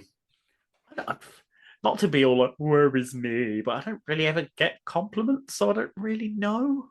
I've been told I got nice eyes, so I'll be Jamie Nice Eyes Westwood. That goes. There we go. I'll go with that. I don't know. Doesn't Becky insult you constantly, so you could be knobhead, dickhead, prick, whatever? It's not, Yeah, it's a compliment. That's probably what she thinks she's doing. Maybe. Probably wouldn't surprise me. Starting us off this week, we got some answers from TikTok for the first time ever. Oh, no way. Right. Awesome. I know, right? Ellen Cursone says, I can only relate as a child. My parents called me Stick in the Mud because I was very stubborn, so they still call me that as an adult. Ellen Stick in the Mud Cursone. I like it. I've probably butchered that pronunciation. Now, unfortunately, I don't know this person's name. Her profile doesn't have her name on it, but her username is Rogoish Coda. And she says, my stepson's nickname for me is Sniper's Nightmare because I walk with a limp when I walk. So it's not really a compliment, but it's my nickname regardless. And I wasn't going to address this, but I'm going to. This person also pointed out a massive boo-boo that I made with this week's participation challenge post. Apparently that's not Lisa Left Eye Lopez in that picture. It's someone portraying her in something. I had no idea. I thought it was her. You got the still point. some portraying her, though. Regardless of the fact that it's her or not, it's still some portraying her. It's not like you put Beyonce in there or Kelly Rowland or something, is it? Precisely. It's still Lisa Left Eye in some form or the other. Give me a break, TikTok user. Go on. Right. Back to normal answers. Lisa Ems says, Lisa Big Bird Ems. This is Lisa, is someone I work with. She's about 6'5". So yeah, her nickname is Big Bird. You don't really need to ask why. Becky Westwood. Becky Big Butt Westwood. Yeah. Can't argue with that. Laurie Jean. My name would be Laura Squishy Tits Jean. Not only have adults said this to me, but also children. Oh, okay. A little bit weird, right? I thought it was a little bit weird. I don't actually want to know the answer, so carry on. Nina Hewitson says, Nina, the Madonna with the big boobies. Hewitson. Apparently, I have friends with massive boobies, apparently. There we go. And it's the Madonna with the big boobies. That's from my lower low. I love that show. Ruby Goodwin says, but I just get called dickhead, but it's in an endearing way, so it's fine. There we are. Works. Jerry Keane says, not me personally, but I've got a mate whose nickname is Spook. He got this nickname when a load of lads went on a holiday to Ibiza a few years ago, and he went for a walk on the beach by himself. The other lads were on the balcony wondering where he was, as it was hard to tell amongst the thousands of bronze bodies. Suddenly, there he was, white as a ghost, amongst the sun worshippers, sticking out like a milk bottle, and the nickname Spook was born. That is a great story. I love that. Shelley Harris says, I get called Shelley Quickwit Harris because, according to my friends, my brain is way too fast. There. I like it. Ollie Roylance just asked a simple question. What was so fucked up about Lisa Left Eye's right eye?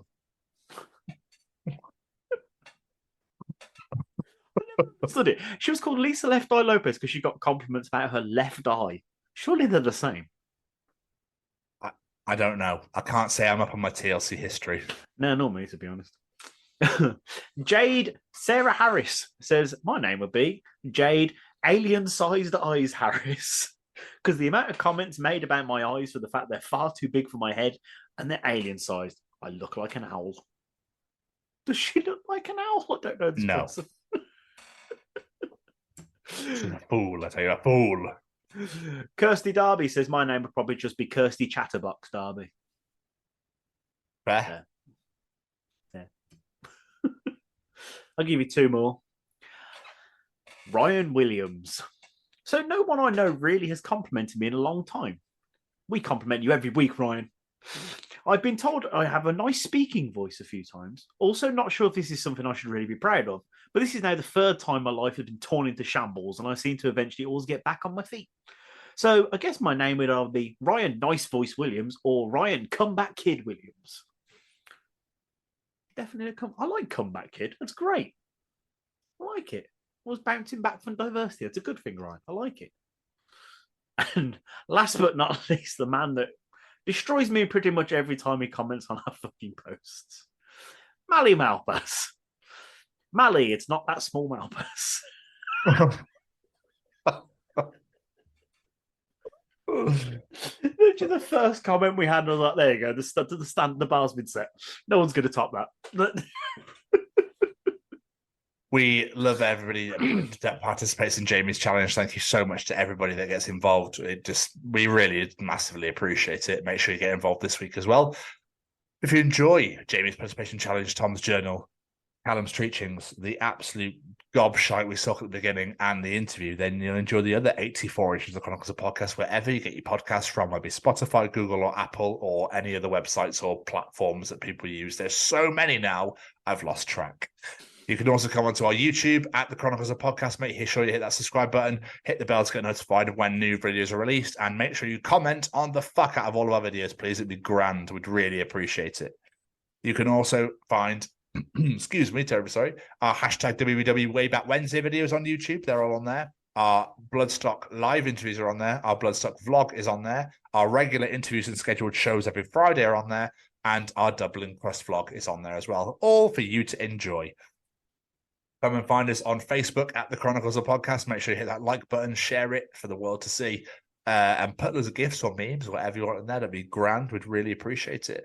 Jamie, whilst you're on Facebook, YouTube, and search us on podcast apps, where else can you find us? You can find yourself asking the question, who runs the world? Eric.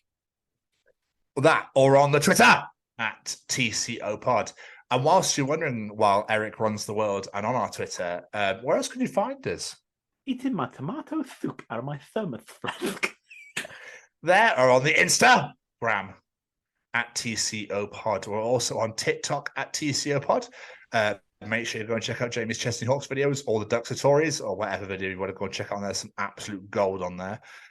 You can find us on LinkedIn at the Chronicles of Podcast. Make sure you come and connect us on there. Or you can come to our beautifully brand spankingly, sexily, wonderful, and incredible little gorgeous little website at www.thechroniclesofpodcast.com. You can find out all about us are on there, all our episodes and shows are on there, our affiliations and sponsors are on there, and our little store is on there as well. Come grab a t-shirt, come grab a hoodie, come get involved. There's something for everybody. Just make sure you follow us on all the socials. Make sure you follow us on YouTube. Subscribe. It means everything to us. We'd really appreciate it. And now I'm going to pass you to Jamie, who wants to say a couple of thank yous.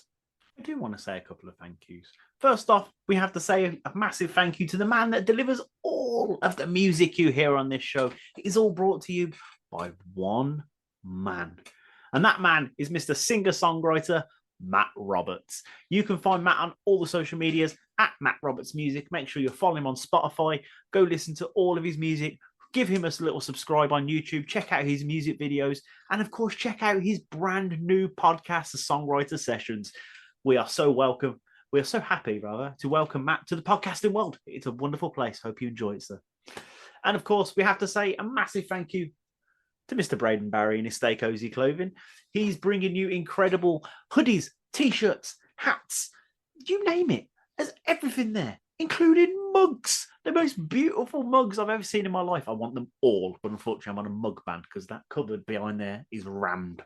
But have a look on the website, check out all the brand new designs, add one of everything you like to your basket, and when you're ready to check out, use that discount code, The Chronicles, and get yourself 10% off your order. A little present for Mr. Barry to you. And of course, we have to say a massive thank you to the Sophie Lancaster Foundation. They are stamping out prejudice, hatred, and intolerance everywhere. Festival season is upon us, boys and girls. We are so excited to be working with the foundation this year. We cannot wait to see you all in those hallowed fields.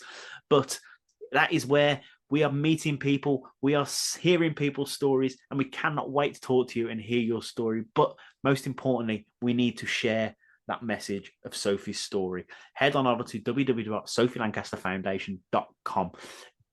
Head on over there and share that story with people. Share that story with people who don't know about it. 2007 was a long time ago, let's be honest.